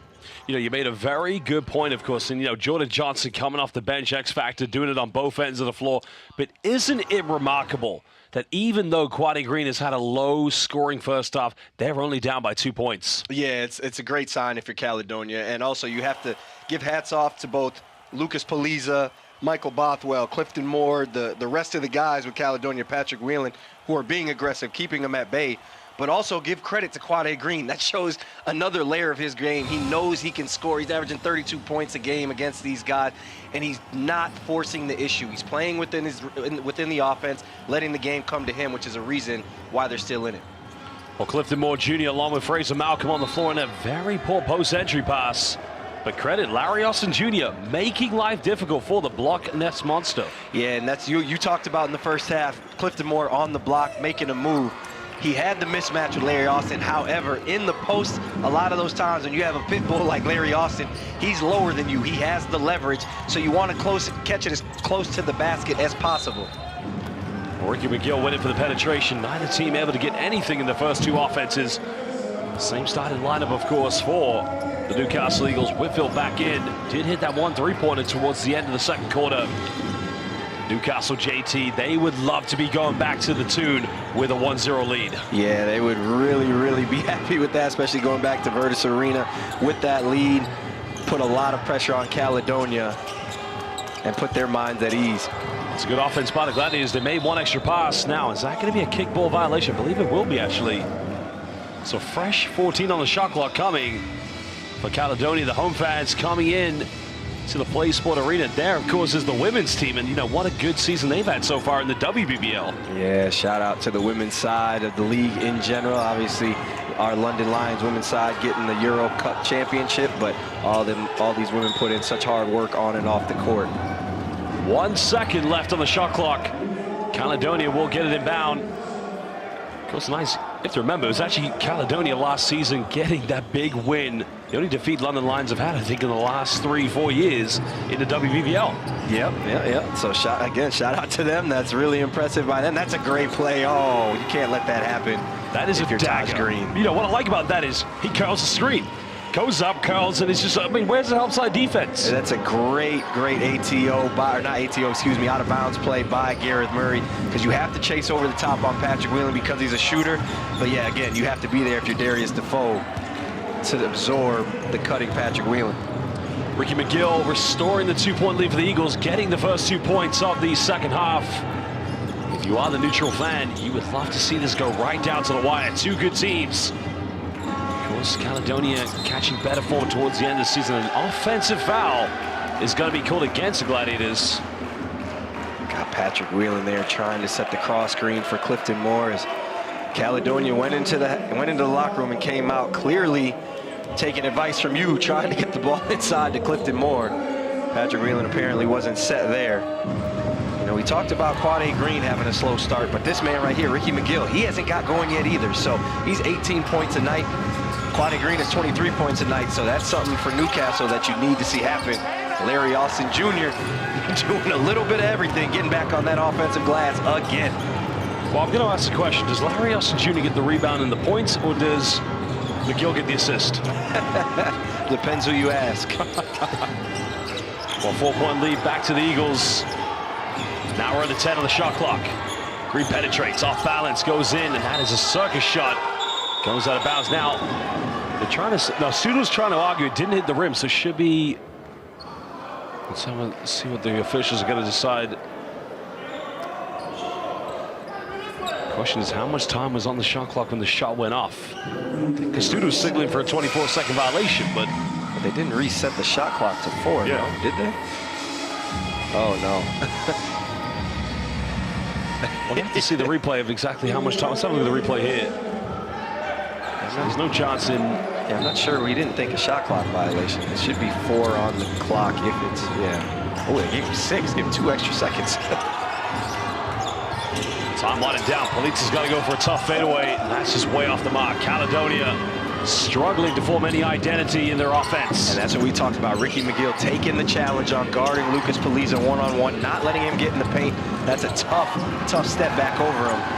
And inside, taking advantage of that Taj Green-Fraser Malcolm mismatch. A great high-low from Newcastle right there. JT, I don't know about you, but I'm loving this game. Bigs are getting seal-off and post-up moves. We are bringing back the old days right now. Yeah, I can feel it. You in here shaking the table. How you love the old-school game. I can appreciate that, man. Real tough, gritty game. Well, Polizza trying to penetrate. Wow, taking one too many steps potentially. And at the moment, the Eagles defending the paint, looking more aggressive, just like they did at the beginning of the first quarter, JT. Again, Ricky McGill taking the challenge on one-on-one. He got a little help from his teammates there. Grow, that's a great pass. Well, nice pass, but did Taj Green need to make the extra pass? Here comes Caledonia, trailing by 6. Whelan finds Polizza. Well, he's made a few threes, can't get a third one. But at the moment, Whitfield just ripping the ball out of the hands of Patrick Whelan. Evan Whitfield is doing everything Coach Studel asked of his team at the top of the broadcast. Do the little things, do the intangibles. He's got 1 steal, he's got a couple rebounds, but he rips that one away. Takes away the second chance for Caledonia. Larry Austin looking to isolate, got it by Quade Green. Good hands by Green. And now can Caledonia, numbers here, 4 and 3. JT, what I find disappointing about that, and you can attest to this, a 4-on-3 in the spacing in Caledonia's transition. Look, we know Quade Green is going to be the go-to player, but here's the good hands. Where is the wings? Where are the trailers?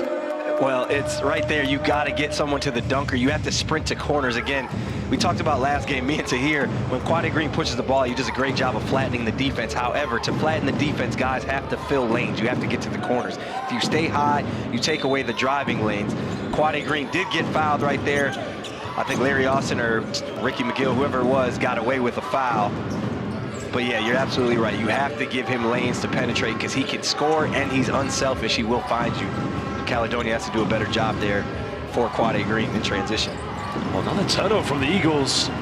Again, the game going through a sloppy passage. Polizza keeps it alive, and again, another bad pass. And going back to what we talked about transition, not every team can have a John Sally or a Dennis Rodman, the bigs that like to run wide. But right now, I'm looking at this passage of play, and you got to take care of the rock. You have to take care of the rock. Sloppy turnovers. But again, some of that is because of the defense. The defense has been aggressive. I didn't think we'd be locked in a defensive struggle to start the third quarter. Only 6-2 in favor of Newcastle early. But again, Newcastle turn the ball over. They get back in transition. They show bodies. That's Caledonia's 12th turnover of the game. Newcastle has 3-2 in this half already. McGill trying to isolate. Nowhere to go. Green has a mismatch. Whelan coming over for the help side.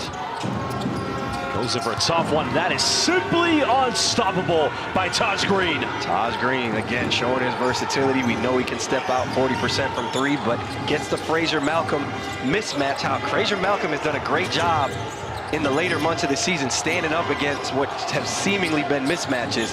Right now, Taj Green getting the better of him. Well, turnover, but going back to that move by Taj Green. What I liked about it was he looked over his shoulder, he knew the help side was coming, and he just elevated with that little simple jump hook. And again, JT, I'm being nostalgic. It's the back down post play that I'm loving right now. This is playoff basketball. This is playoff basketball. It's old school basketball. As you mentioned, Patrick Whelan rotates. That's good defense by Caledonia. Better offense. Nothing you can do with that. But Newcastle needs to go right back to that. And Taj Green, they go to Ricky McGill instead. They're just playing bully ball right now, trying to post up the smaller players on Caledonia. Well, it's patient basketball with 4:49 to go at the moment. Newcastle once already, they have had a double-digit lead, but basketball fans, as always, we're going to take a short break. And as always, we will be back momentarily.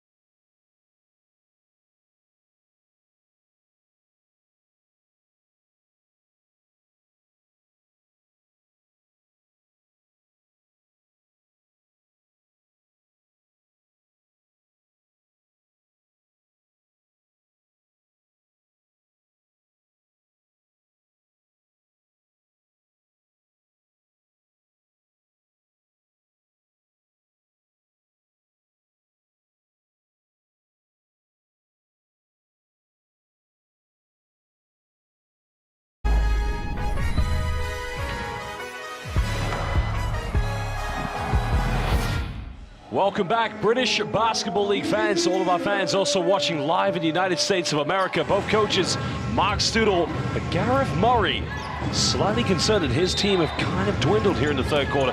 No identity in their offense, JT. No identity in their offense because, again, playing 4-on-4, you're taking Quad A Green out of the game, and the difference so far in this half, Newcastle has stood up to the challenge with Ricky McGill, with the other guys, keeping Lucas Polizzi, keeping Patrick Whelan out of the paint, making them score tough buckets over the top of you.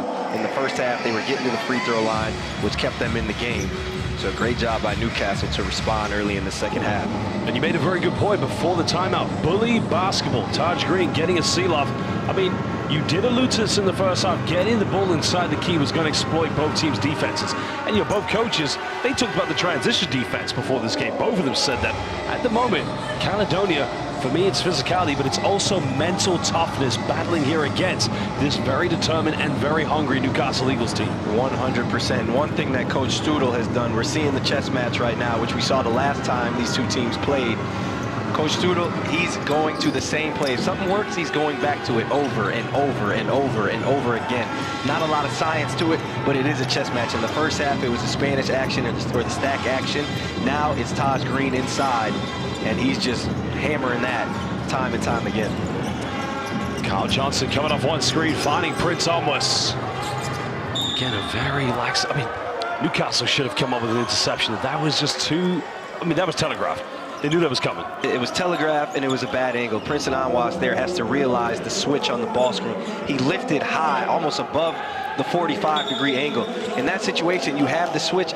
Just lift to the 45 so that you can throw the ball into the post, but also he took away the possibility for a high-low, someone flashing from the opposite side. It was Jordan Johnson, or sorry, it was, I'm not sure, Ricky McGill who was going to pick off the pass, but he was guarding the corner. The guy from the corner there has to flash to the high post and throw it over the top to Clifton Moore with the smaller Jordan Johnson.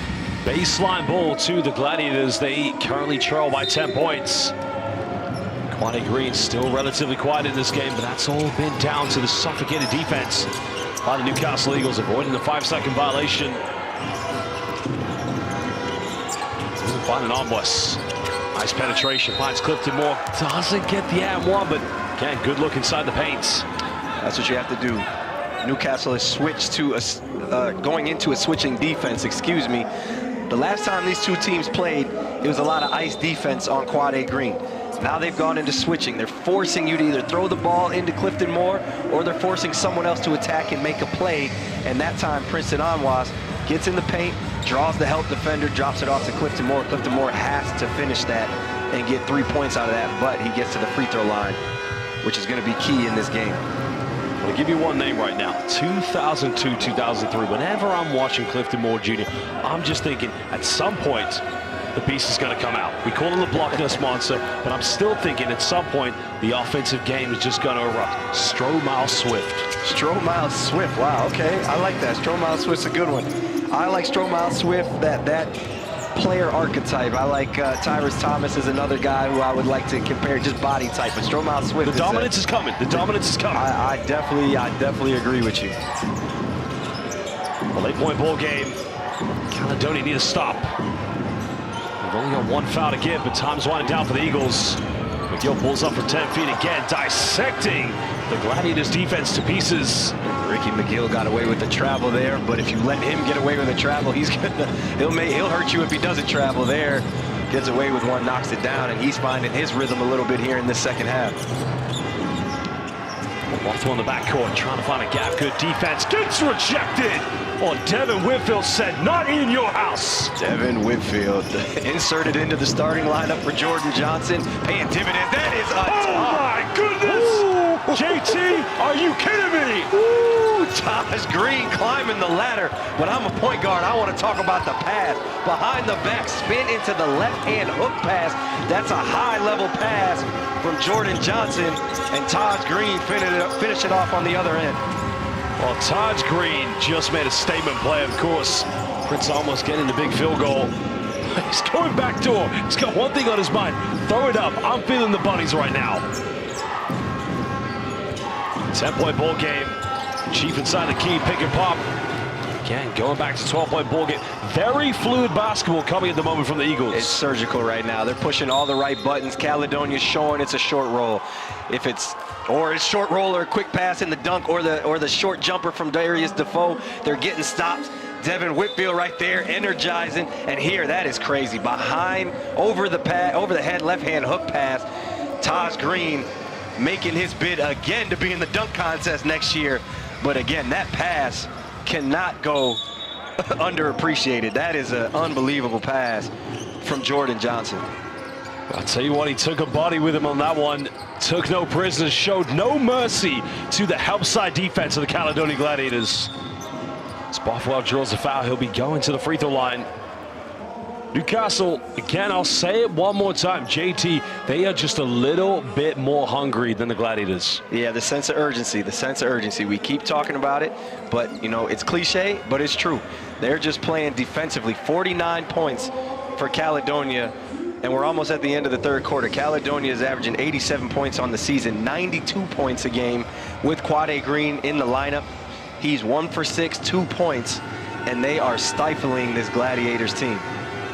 Oh, it's interesting. There were a lot of expectations, a lot of pressure on the Eagles coming into the season. We're talking about historically the greatest team in our league, the British Basketball League. But they have been, it's been like a roller coaster. Yes, they played in the European North Basketball League. They had a good run there. But, you know, no excuse. London Lions, they play in Europe, of course. Caledonia Gladiators, they also play in Europe. So you've got to manage the expectations. But as it stands, could this be the moment where it matters that Newcastle finally click together? Listen, it's going all year long, and if you click in the playoffs, you get to the finals, you start knocking teams off, people are going to forget the regular season. Nice penetration by Jordan Johnson. Again, you mentioned it, JT, bully basketball. JJ getting inside the paints. Caledonia defensively has no answers right now for the Eagles. The ball screen is working, the post-ups are working. And there's just not a lot that Caledonia can do at this point in time. They need some form of inspiration at the moment. Time's winding down. Almost now. Attacks goes in. Goes off the backboard, but it's a little too strong. Cal Johnson with a follow-up. Caledonia fighting. They'll get another chance. Fresh 14. Foul has been committed. So 2 free throws coming up here for the Gladiators. That's what you don't want to do. No reason to foul right there. You have them stifled. They got the offensive rebound, but you got them half court, about 40 feet from the basket, 35 feet from the basket. No reason to foul and put Patrick Whelan, who's an 84% free throw shooter, on the line. Continue to make them shoot over you, continue to make them score over the top of you. Well, we talked about the Newcastle Eagles, a lot of expectations, but so has been the same case for Caledonia. You know, Caledonia, very unlucky, winning 3, losing 3 in the FIBA Europe Cup. Now, granted, they played against Anvil Wrocławic, they played against Sibiu in Romania, and they also played against Bilbao, who did make it to the semifinal. That was a tough group, but to get 3 victories, for me, that's an accomplishment. Definitely an accomplishment, and again, we talk about the Lions, we talk about the league. It's a great step for the league to see a team in the league compete in international competition, do well. You know, and obviously they didn't have Quade Green for a lot of that as well. They had a lot of injuries they had to deal with. So really hats off to them and their step forward and accomplishments as a program this year. Under 90 seconds left here in the third quarter. Del Pesh trying to go for the post-up. Double team came down. Caledonia want to travel, but here's a man who can hit from the three-point line, but it is going to be a 24-second violation. Well, Jordan Johnson arguing there was a bit of a foul there, but unfortunately that was committed after the shot clock had expired. I think that's the first time Coach Studel and the Eagles haven't hit the right button offensively in this quarter. You know, you got this lineup out there. Will Neighbors a shooter. Josh Ward-Hibbert is kind of a Swiss Army knife. They chose to go inside Del Pesh. I think you got to keep the ball in the hands of Larry Austin or Jordan Johnson with this group. And great defense by Caledonia. Now they have to turn this into points. Caledonia is a team that's really efficient. We talked about 3rd in the league in field goal percentage, 3rd in three-point percentage. That's because offensively, Coach Murray manufactures shots for them at times.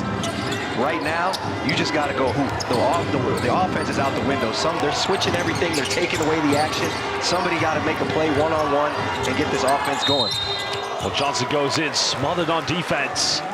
Foul is going to be committed by Larry Austin Jr. Just like the first half, 15 free throws, which is one way we saw them get back in the game. Now they're going back to the charity stripe to potentially cut this down to an 8-point ball game. 10 points this quarter. 6 of them are off of free throws.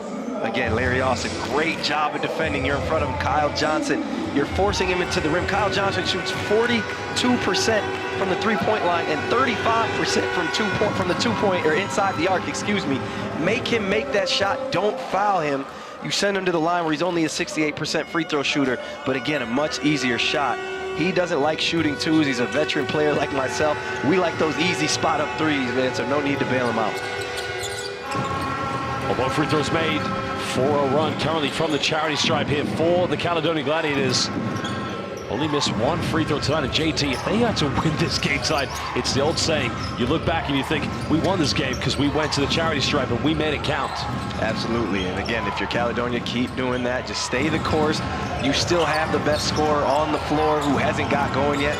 Keep it close, keep it at arm's distance. Well, Neighbor's going to get called for a walk.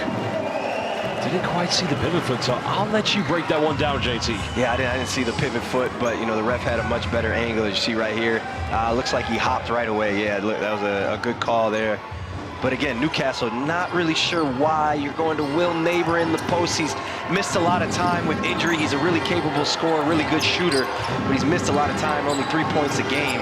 Let him do what he does best, spot up, put the ball in Jordan Johnson and Larry Austin's hands. Well, Buffalo left wide open, and he punishes the Eagles defense, and all of a sudden, it is a 6-point ball game. But Newcastle will indeed get the final shot here in the third quarter. Mike Johnson gets fouled. That's not a bad foul to give away. Well, how'd they call it a shooting foul, though?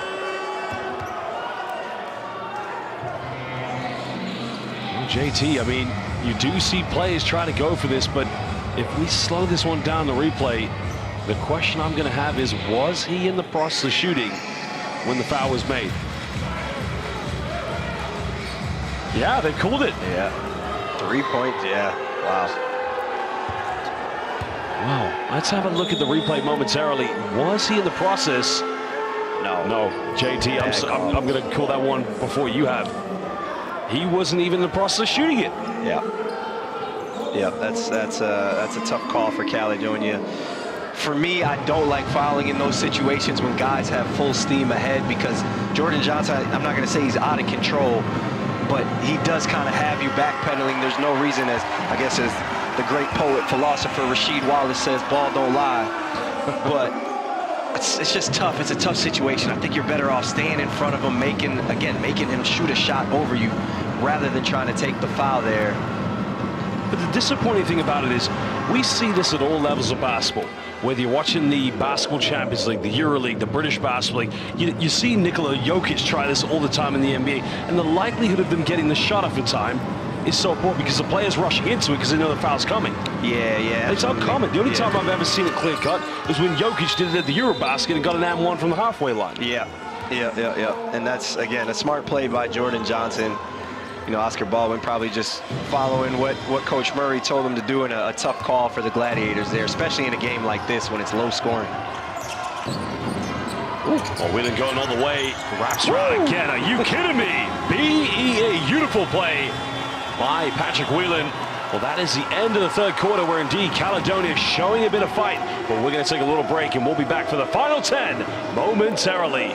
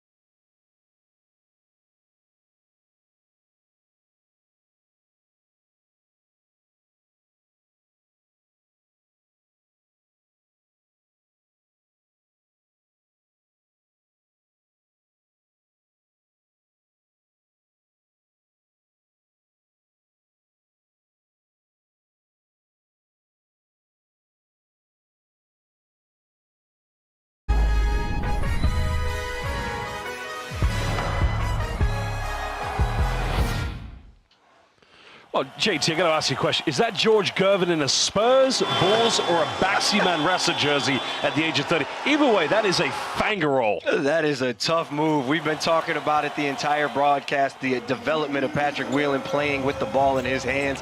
And right there, that is just a tough, tough finish behind the back and a little jelly at the end.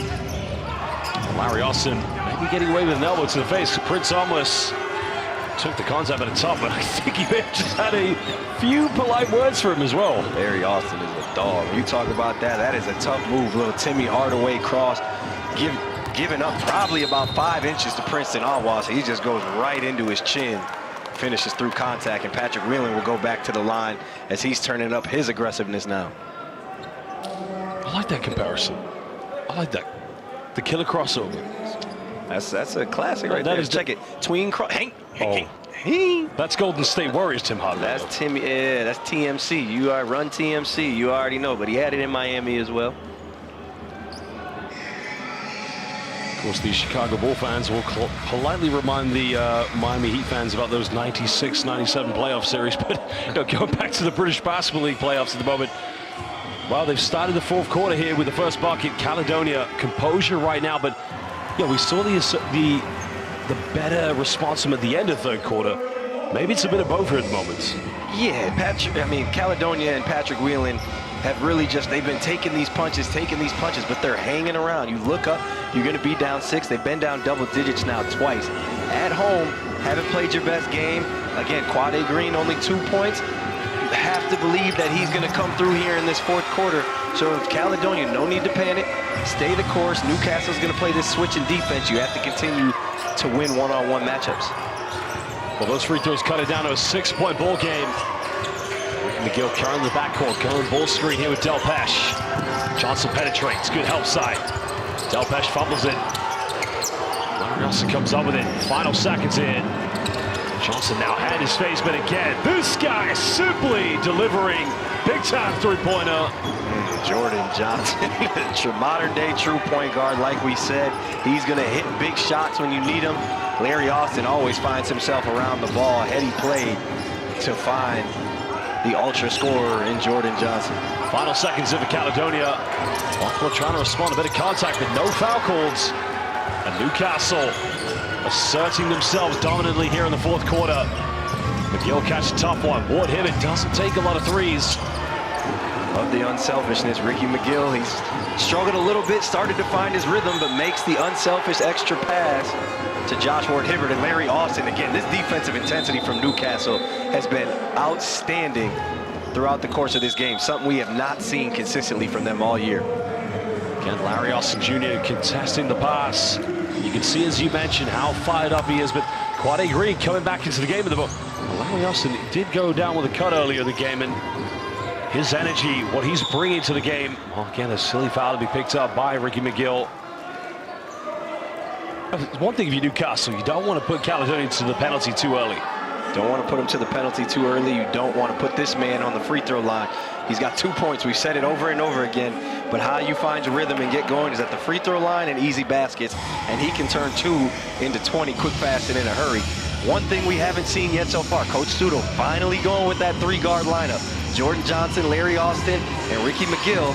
He's got Josh Ward Hibbert out there, but he's got to play the 4. So we'll see. They're going to switch with Quade Green. I don't know how that's going to work out. Quade going in for the penetration. Nice movement. Just needs to settle into the game. He's only just come off the bench. Well, good hands by Kyle Johnson. It's going to remain at Newcastle ball on the baseline. And again, JT, what I'm loving, Newcastle not taking their foot off the pedal. They like to push the tempo still quickly here in the fourth quarter. Yeah, don't milk the lead. You're only up 9. Again, Newcastle Caledonia with Quade Green can put up points quick, fast, in a hurry. You mentioned him just coming off the bench. He does have to be patient, but he also has to have a sense of urgency offensively now. 8 minutes left, down 9. If they're going to switch, he's their one-on-one guy, and they have to make one-on-one plays right now. Johnson goes in, draws a foul. He's going to the free throw line. They've called an unsportsmanlike and 1 against Prince Almus. That is, first of all, a great move by Jordan Johnson going back to the left after breaking down his man one-on-one. Well, let's have a look at the replay. Was the call justified? It's not a good call. Now, I'm going to agree with you on this. The only thing I'm going to say is this an excessive swipe, though? That's excessive. He's going for the ball. He missed the block. He doesn't hit him in the head. He hits his arm. That's not a great call. That shouldn't be an unsportsmanlike foul. That's an unfortunate call for Caledonia. It's an aggressive play, but I can understand if he gets hit in the head. If he swipes and he hits him in the head, fine. I'm playing devil's advocate here right now. I'm agreeing with what you're saying, because you're right. To me, it's a hard foul. But on the other hand, you play pro basketball all over Europe. You played in Japan. The one league I'd say where they don't call that call very often is in the Japanese B League. But in Europe, it almost becomes a trigger-happy call. And the thing I'm looking at is the excessive swipe. Well, the thing you have in Eurocup and EuroLeague now is the excessive swipe. If there's an excessive swipe, you have to make contact. If you excessively swipe and hit air, then the excessive swipe doesn't matter. So Eurocup and EuroLeague has the replay now, which unfortunately that's tough by Johnson. He's having fun right now. Well, we talked about how tough it was to split the defense, but he did that behind the back, of course. A 24-second violation. You can see Jordan Johnson saying to Josh Ward-Hibbert, shoot the ball. I kicked it out to you for a reason. Well, two things, yeah. Again, Eurocup, EuroLeague has the review, so you can get that right. Unfortunately, we don't have that yet in our league. Hopefully that'll come at some point. But yeah, splitting the screen, going behind the back, and we talked about the second guy is what's tough. Sometimes you go to finish right there. To be able to go behind the back, split, and find a shooter is crazy. Well, Quade Green still struggling. Bothwell unable to chase the ball up, goes out of bounds. 7:32, Newcastle leading by 11. That's the best look Quade Green's got in quite some time. But again, because they've been hounding him the entire game, have not been giving him an ounce of space, when you finally do get free, you're so happy you almost rush the shot, or you get so excited you don't settle. That's a shot he normally makes, though. Johnson looking to attack, splits the defense, goes in, almost got it. He is just pulling magic tricks out now. I think he's going to kick that one out. I don't see where he's going with the wraparound finger roll. Nah, Jordan Johnson playing around right now. He's not. He's not being serious right now, because even getting that on the glass was impressive. If he would have made that, I might have got up out of my seat and left the booth. But he to get that up on the glass at his size. How does he do this? The strength, the balance. And he avoids the block from Kyle Johnson too. There's four Caledonia defenders in there. That's really tough. Jordan Johnson has embraced this role coming off the bench. Well, Mark Studel's now probably going to think, could this be a tactical measure going in number one to the next game, and number two, potentially, I'm saying, because this is a best of three. You got to win two to win the series. If they had to progress further, you know, we talked about having three players at the same position, all offering different qualities around the court. Could this be the new factor for them? And who knows, JT, you may be seeing them in the playoffs, or maybe even the O2. Yeah, you know, maybe they have the talent to get there. Let's not get ahead of ourselves yet. They got to, well, one, we have to win. We have to beat Surrey. Two, they have to take care of Caledonia here, which they're doing a great job of. But Coach Studel has pushed every button so far correctly for Newcastle. His lineups, his rotations, the discipline, everything has been on point for Newcastle. And if they can play like this consistently, this is a very, very dangerous team with the amount of talent they have. Well, Mark Studel coaching in the NBL, of course, had his breakthrough with the Great Britain national team at the 2022 FIBA Eurobasket qualifiers. Due to the absence of Nate Ryan, King then took over as head coach, where he helped the team get promoted as Quade Green. Now you can see maybe the green light's about to come on here for the Caledonia Gladiators. And a really just simple adjustment there for Coach Murray. Literally just cleared out a side, got a quick cut, get Quade Green the ball on the wing and say, hey, go to work. And hopefully that will get him going if you're Caledonia. So McGill penetrates, kicks out, finds Johnson, made his last three. Doesn't get this one. Great pass. Now almost trying to push this. Oh, good anticipation. Johnson comes up with a steal. Ward-Hibbert goes in. Ooh, well, we are seeing some George Gervin-esque moments at the moment here in the fourth quarter. Yeah, these jellies from Newcastle are getting kind of crazy. Josh Ward-Hibbert, I've seen him do that a couple times. I don't know if I've ever seen him do it with the left. That's a tough finish, but that's about the second or third time now that we've seen Jordan Johnson jump into a passing lane or jump a dribble and get a turnover in what should have been a bucket for Caledonia. Well, Newcastle Eagle fans, question for you. Can you push to the final and get to the O2 on the 18th of May?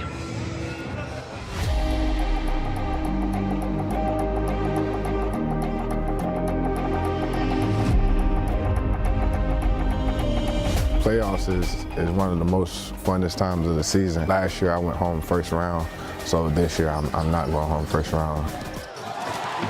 The playoffs, I think you've got to expect the unexpected. The league this year has been amazingly competitive. Pretty much everyone has got everyone on any given day. When we play the best version of us, I feel like we're the most dangerous team in this league. Like, nobody can't stop us. Del Pesh just elevated over the entire city of Newcastle. And once you get to the playoffs, it's win the night. Like, you really can't take no losses. I think the work that you put in the dark days should shine through in the light days, and it should shine through when you're underneath the bright game lights. At the end of the day, everybody wants to win, and this team specifically is the most winning team in this league. So why not add more history, more wins, and more trophies to this club? For this organization, for this team, for this city, for me as a coach, it would mean everything. I think there's going to be some twists and turns. I think there's going to be people trying to write their own story, and we want to be that group. Well, now you've seen, can both teams push to the final and take away the crown from JT's London Lions? Last season's final was, quite an exciting one. London Lions winning against the Leicester Riders. That has been the ultimate matchup we're used to seeing, of course, in the O2, but it could be different this year, JT. Yeah, it looks like it could be very different. As you see, there's going to be a snapback here for Quade Green. Coach Murray loves that play out of a timeout. Little Iverson from Patrick Whelan into a snapback screen for Quade Green, but Newcastle does a great job at scouting it. That's going to be the third team foul against Caledonia Gladiators. And in the playoffs, he doesn't go to plan. Newcastle anticipated, but good to see as well Patrick Whelan taking matters into his own hands, taking that responsibility. That possession right there just gives you an idea of how locked in Newcastle is right now. Last time these two teams played, it was me and Tahir in the booth. They ran that play 2 or 3 times and got Quade Green a shot. That time, sniffed it out immediately by Devin Whitfield. They top-locked the screen for Quade Green, didn't even let him get the ball. Again, final foul. Almost will go to the free throw line, so Newcastle don't have any more fouls to give away here in the fourth quarter, and they currently lead by 13 points. 5:59 to go. Caledonia do have 2 fouls to give away, but so as we said, you've been great from the free throw line. You've got to make it count here in the final few minutes. You don't want to go to the tune in front of a very passionate Newcastle Geordie fan base and have a do-or-die situation. You know what it's like to play there. It's a tough place to play. Tough place to play, great environment, one of the best in British Basketball League, rich in championship history, and they'll be locked and ready for a team coming back 1-0. So Prince and Awas, only the second free throw Caledonia has missed in this game, 24-26, 10-12 in this half. Newcastle, Coach Studel goes back to the lineup with Devin Whitfield at the 3, no Larry Austin, Jordan Johnson instead. He got positive minutes from that 3-guard lineup. Well, again, Coach Studel just really doing a great job with his rotations. Well, the legacy this man is building off. Talk about one fabulous Flanoy, assistant coach of the Philadelphia 76ers. Started with the Eagles in the very early 2000s as a player coach. And of course, took them to their first, I think it was playoff final back in 2005. Since then, it's just become an Eagles soaring dominance of the British Basketball League. Along with the Leicester Riders, they have been the 2 teams of the last 2 decades. Chief kicks this one out, finds Whitfield, pump fakes. That one's just way off the mark, but again, Newcastle fighting for offensive rebounds, leading by 12 points. That is the 10th offensive rebound of the game by Newcastle. Had 4 in the first quarter. Caledonia had limited them, and it turns into Sticky Ricky McGill. Another jelly with the left hand over the blockness monster. Well, that was the ultimate point of that play, avoiding the block shot from Clifton Moore Jr. That's tough. That's very tough. Clifton Moore Jr., 1.5 blocks a game.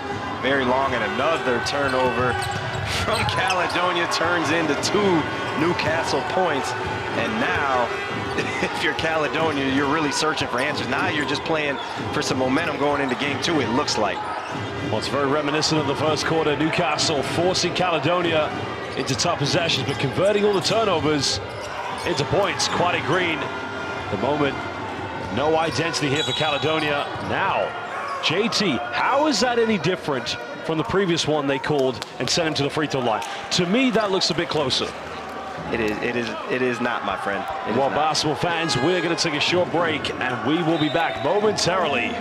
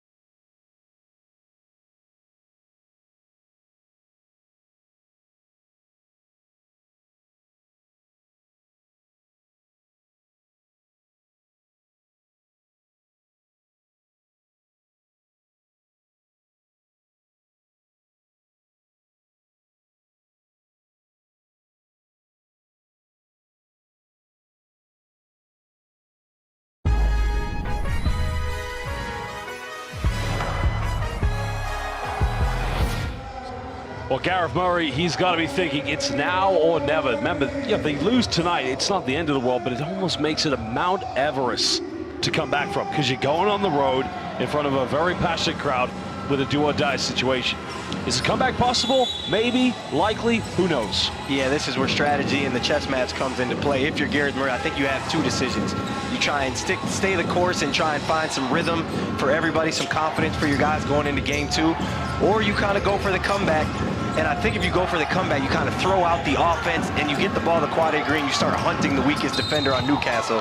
As Jordan Johnson again to the basket. He's been an absolute master this entire game. 21 points, 6 assists, going to the line for his 9th and 10th free throws, where he's 6 of 8 so far. But again, I think that you have to get the ball. If you want to come back, get the ball to Quad A Green. As you see Jordan Johnson just using the ball screen. Clifton Moore not quick enough to get around, pushes him in midair. Good call. I'll try this one more time. Quad A Green, get the ball to Quad A Green. Hunt out the weakest defender. Newcastle is just switching every ball screen. So I think if you're Caledonia, find Jordan Johnson. He's not a bad defender. However, he is smaller. Quad A Green can deal with that size. It's tougher to deal with the length of Devin Whitfield, Josh Ward-Hibbert. So find a smaller defender and attack him that way. Well, this has become a true calamity in the second half for the Caledonia Gladiators. There's not a lot of time to think about and turn this one around. Green trying to isolate, kicks out. That's going to be a traveling violation. Oh, double dribble, excuse me.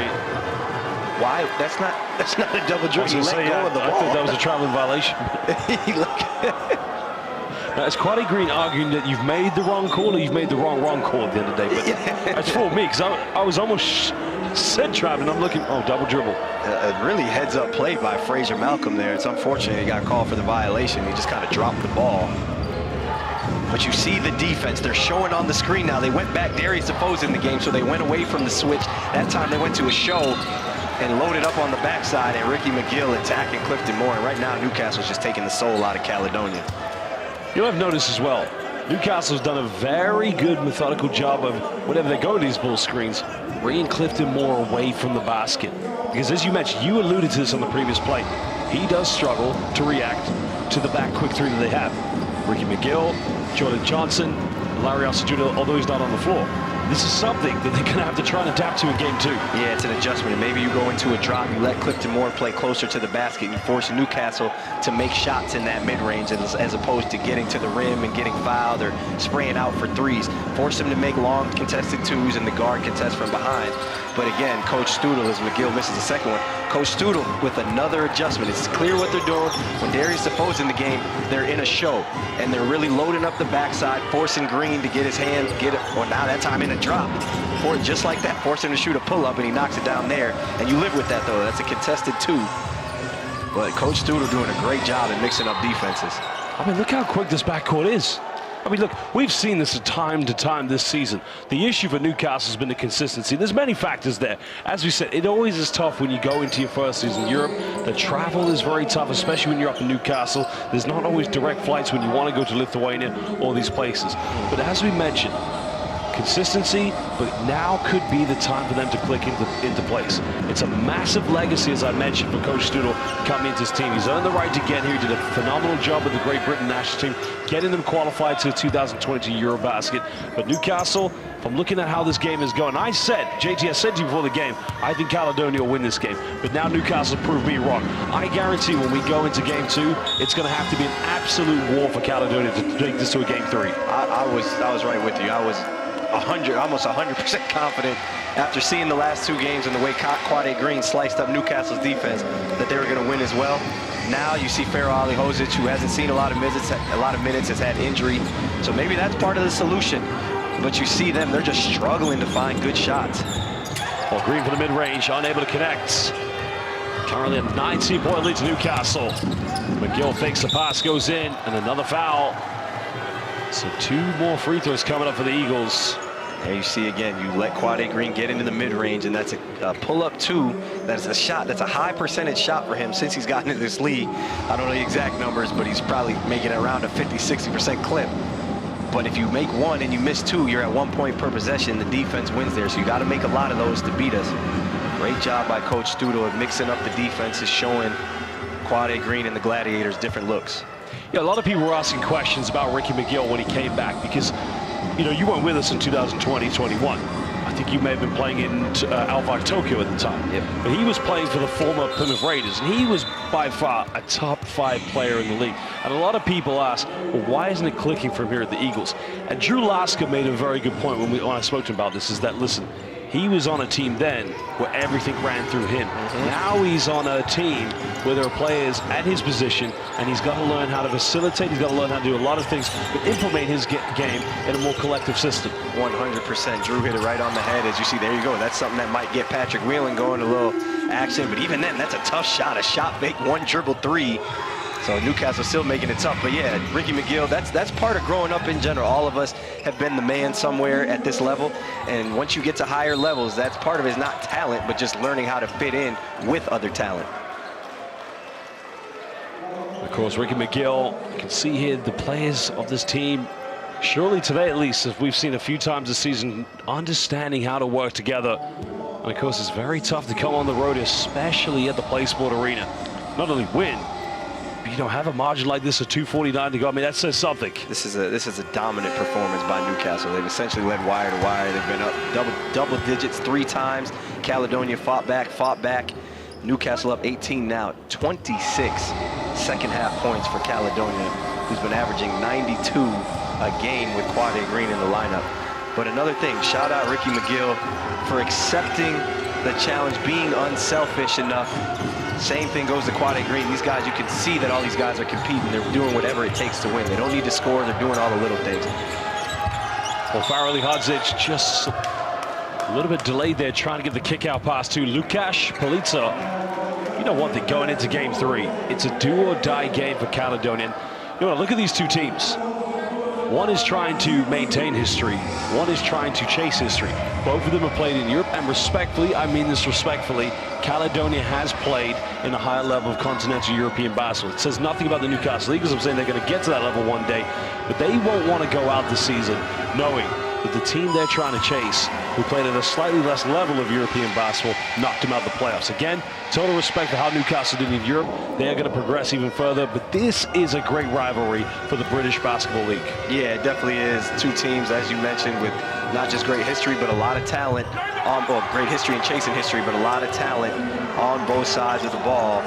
Built very differently. One more of a guard-dominant team, the other more of a traditional European team with, you know, 1-2 playmakers and guys that can shoot around it. So a really fun matchup to see, as another foul right there will send Jordan Johnson to the line. But a really, really intriguing matchup. We'll see how Caledonia responds, as it kind of seems like they're all but waving the white flag here. Of course, there will be 2 free throws coming up. Yeah, I did watch Newcastle very closely in the ENBL this season. I felt like, you know what? They're a very dominant team. It was very unlucky not to get to the final for them.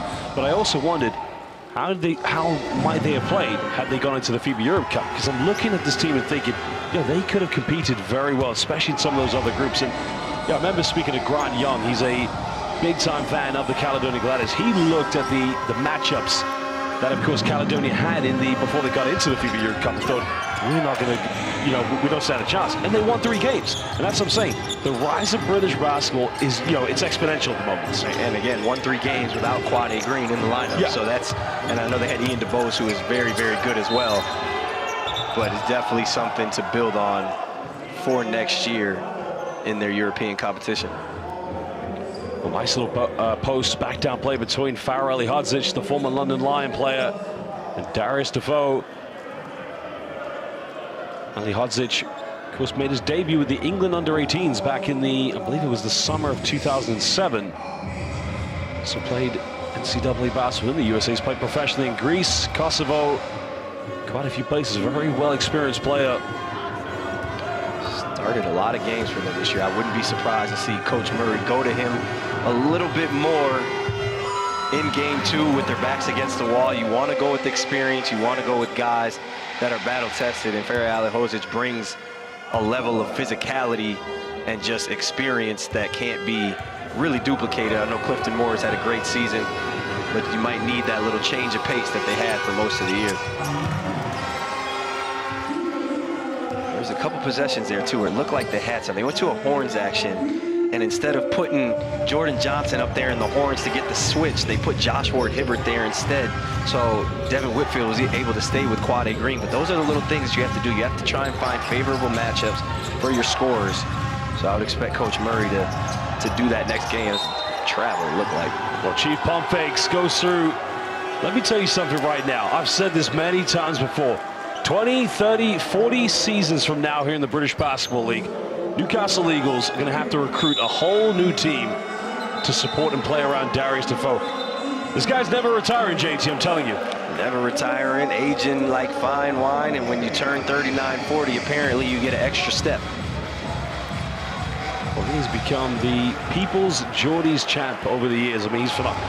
We only go back 3 seasons ago when they played that debut game in the 2020-21 regular season against, London Lions.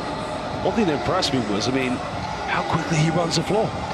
You know what? It actually this is going to sound crazy to some, but it reminds me of Nikola Jokic. Jokic is one of those guys who doesn't think is very athletic. Yeah. But he's nimble, and Darius Defoe is nimble, and he runs the floor, and you've seen it in his pick and roll coverage today. He's been up on screens and Quade Green showing, getting back to his man, playing in the drop, boxing out, getting on the offensive glass at 39, 40 years old. That just shows a lot about his character, also his talent as well, and the leadership that he's bringing to this Newcastle team. Well, he runs quicker up the floor than I do up the stairs, of course, and that just goes to show what a prime-time professional he is. I'm quite sure he agrees with the foul called. He's fouled out, but I love the look at Saka. He is such a gentleman, I tell you. You ever get a chance to talk with Darius Defoe, he is the nicest guy in the world, but one thing you probably don't want to do is defend him inside the paint. Yeah, a little gamesmanship there. Thought he was going to get away, kind of gave Pharaoh Alihozic a swim move, 2 vets going at it. One, Pharaoh Alihozic is not an easy guy just to throw down to the ground like that, to your point. I don't want to see either one of those guys in the middle of the lane. I'm trying to think who's going to have a longer career. Is Darius Defoe going to have a longer career than Scott Williams had in the NBA? Scott Williams, I think, retired at 42. Maybe, but will he go longer than the Chief, the real Chief? Robert Parrish? There you go. What did he retire? 45? 44. Wow. I thought I could get one by you right there. Well, I'm just going to remember, it was his last season winning the ring with MJ back in 1997, getting the steal at half court. It's like, how are you doing these things? Chief with the steal. Well, 9-point ball game. Newcastle. Again, the Eagles will be heading back home with a lot of confidence knowing, well, again, another split the screen. McGill, one more pass, but did Ricky need to make that pass? Again, sometimes you can be a little bit too unselfish. And Ricky, just be a little bit greedy and take that three-pointer. Yeah, you definitely can, but you always love that as a coach, as a teammate. You'd rather be too unselfish rather than overly selfish. And, it's just one of those things. Next time he gets it, he knows what the defense is doing. If you're Coach Stoodle again, you love to see that. 20 assists, 6 turnovers for the Newcastle Eagles tonight. They have been masterful on offense all night long. Final seconds, Del Pesh doesn't take many three-pointers. Well, it was on target. It goes out of bounds. Quade Green fouling out the game. And, I got to tell you, going into this final game for Caledonia, it is a make or break. It's a do or die. You just got to go in there and you've got to fight. And what I mean by that is you got to play 40 minutes of tough basketball to make this go back to a game 3. Yeah, you just got to buckle down. You got to leave it all out there. You got to make adjustments. You got to play smart. But it is about physicality. You have to match the intensity of Newcastle as Paliza knocks down his first 3 of the game. That's another thing. Not only have they kept Quade Green in check, they've kept Lucas Paliza off the 3-point line. But I wouldn't expect, if you're Caledonia, Quade Green to come back with 6 points. He's too good of a player to hold him down for too long. Coach Stoodle had a great game plan. You see his expression over there. He's from Philly too, man. He's going to go back to the drawing board and expect him to come out firing, as that is tough. Nice little spin out there by Jordan Johnson. And, well, you're right. I mean, look, Philadelphia, the home of some of the great players, come especially from the Upper Derby area. Players like Rasheed Wallace, Lennard Stewart, former British basketball player, went to high school with Rasheed Wallace. For ejection time. Well, the green light is on for the Eagles, but again, no time or space here for the Gladiators. Let's see, Jordan Johnson knocks down a 3. And if I'm Caledonia, I'm taking that as absolute disrespect. No reason for him to shoot that shot. He just put his that's just a sign of disrespect. Can't be mad at Jordan Johnson, but Caledonia's got to take that personally, especially after getting away with a goaltend with Taj Green on the other end. Well, again, final 5 seconds. Farrelly Hodzic getting the turnaround play. Well, British Basketball League fans, it's all of our viewers in the United States of America. We thank you for joining us. Newcastle Eagles, they will take game 1 here in the British Basketball League playoffs.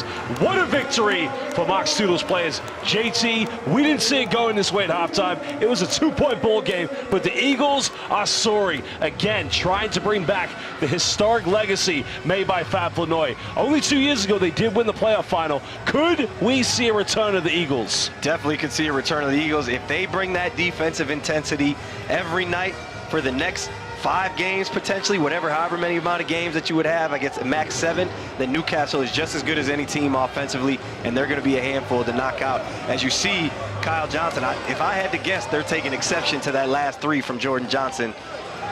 But a little scuffle. You love to see the competitive juices coming out. Well, big Darius DeVoe, the Chief, stepping involved there, of course.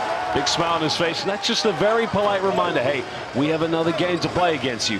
Let's go to the change room, and how things are sorted out. But JT, I'm going to go back to the game now. Going to ask you, what a performance from the Eagles, but who was ultimately your player of the game?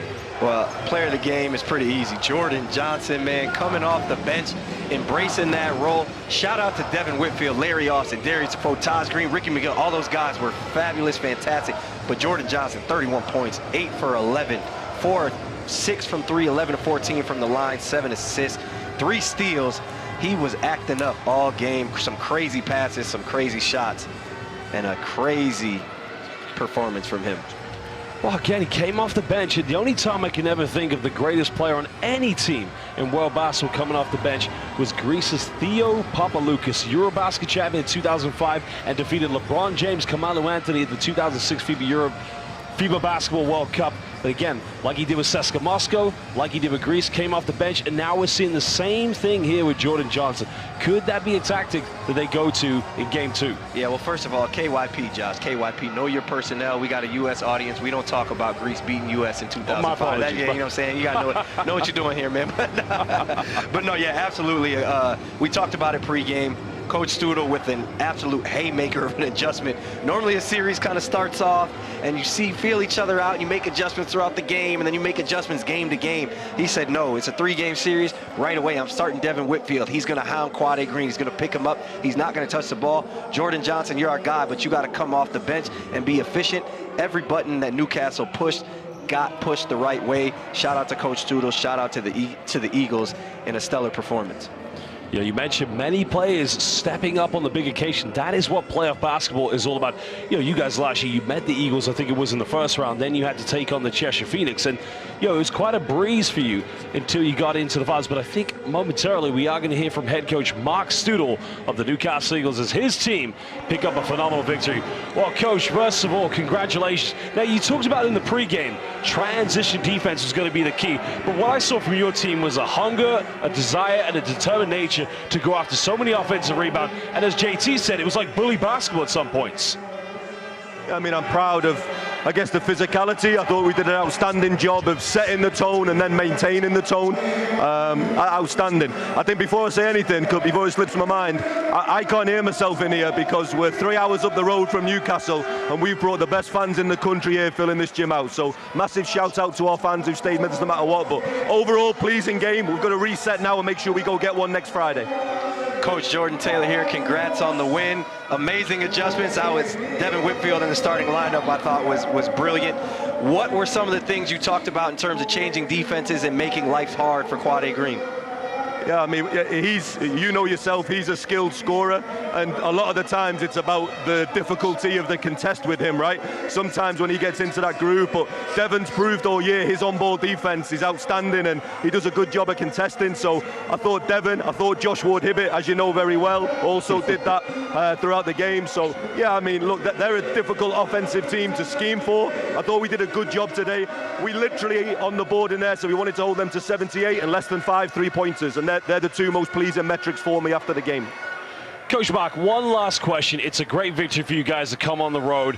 How do you maintain the composure, keeping things level-headed? Because, you got one more game to win. If they win at your place, we go to a game 3. What is going to be the plan for you for the next coming days? I mean, I just said to our guys there, enjoy it while they cool down. And then by the time we get back to the locker room, we got to reset and think about, what we can do next week and how these guys are going to take steps forward. So playoff basketball, it's fun, it's exciting. Yeah, I mean, we'll watch the film, we'll get these guys recovered physically, and then we'll get back on the floor next week. Hopefully, we have a full house in the Virtu Motors Arena. We see our fans again. Yeah, try and build another 40 minutes. Mark Studel, thank you very much. Congratulations on a big win, and good luck for your next one. Congrats, Coach. Hey, man. Get more Jordan Taylor commentating on the games. Really good insight. We'll get rid of me and we'll keep Jordan Taylor again. Thanks, guys. Take care. Thanks. Well, again, you got quite a compliment there from Mark Studel, but let's take a look at the statistics here.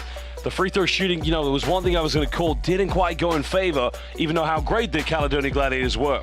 Yeah, Caledonia, that's one positive you can take away from the game. They got to the line. Hats off to those other guys who were attacking those one-on-one matchups.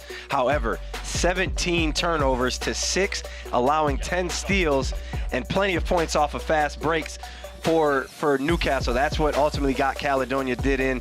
And also, you just have to find a way to attack these different defenses. If they're switching, like you said, throw the ball inside. You saw that at the very last play. Throw it into Pharaoh Ali Hozic. Clifton Moore's got to be more of a presence inside, or you have to find favorable matchups on the perimeter. But as Coach Studel mentioned, holding them 5 of 17 from 3, 78 points. Just a tremendous effort from Newcastle. Well, of course, there you can see big stats, 17 turnovers, too many. But I think momentarily we're now going to meet with Jordan Johnson and a phenomenal performance.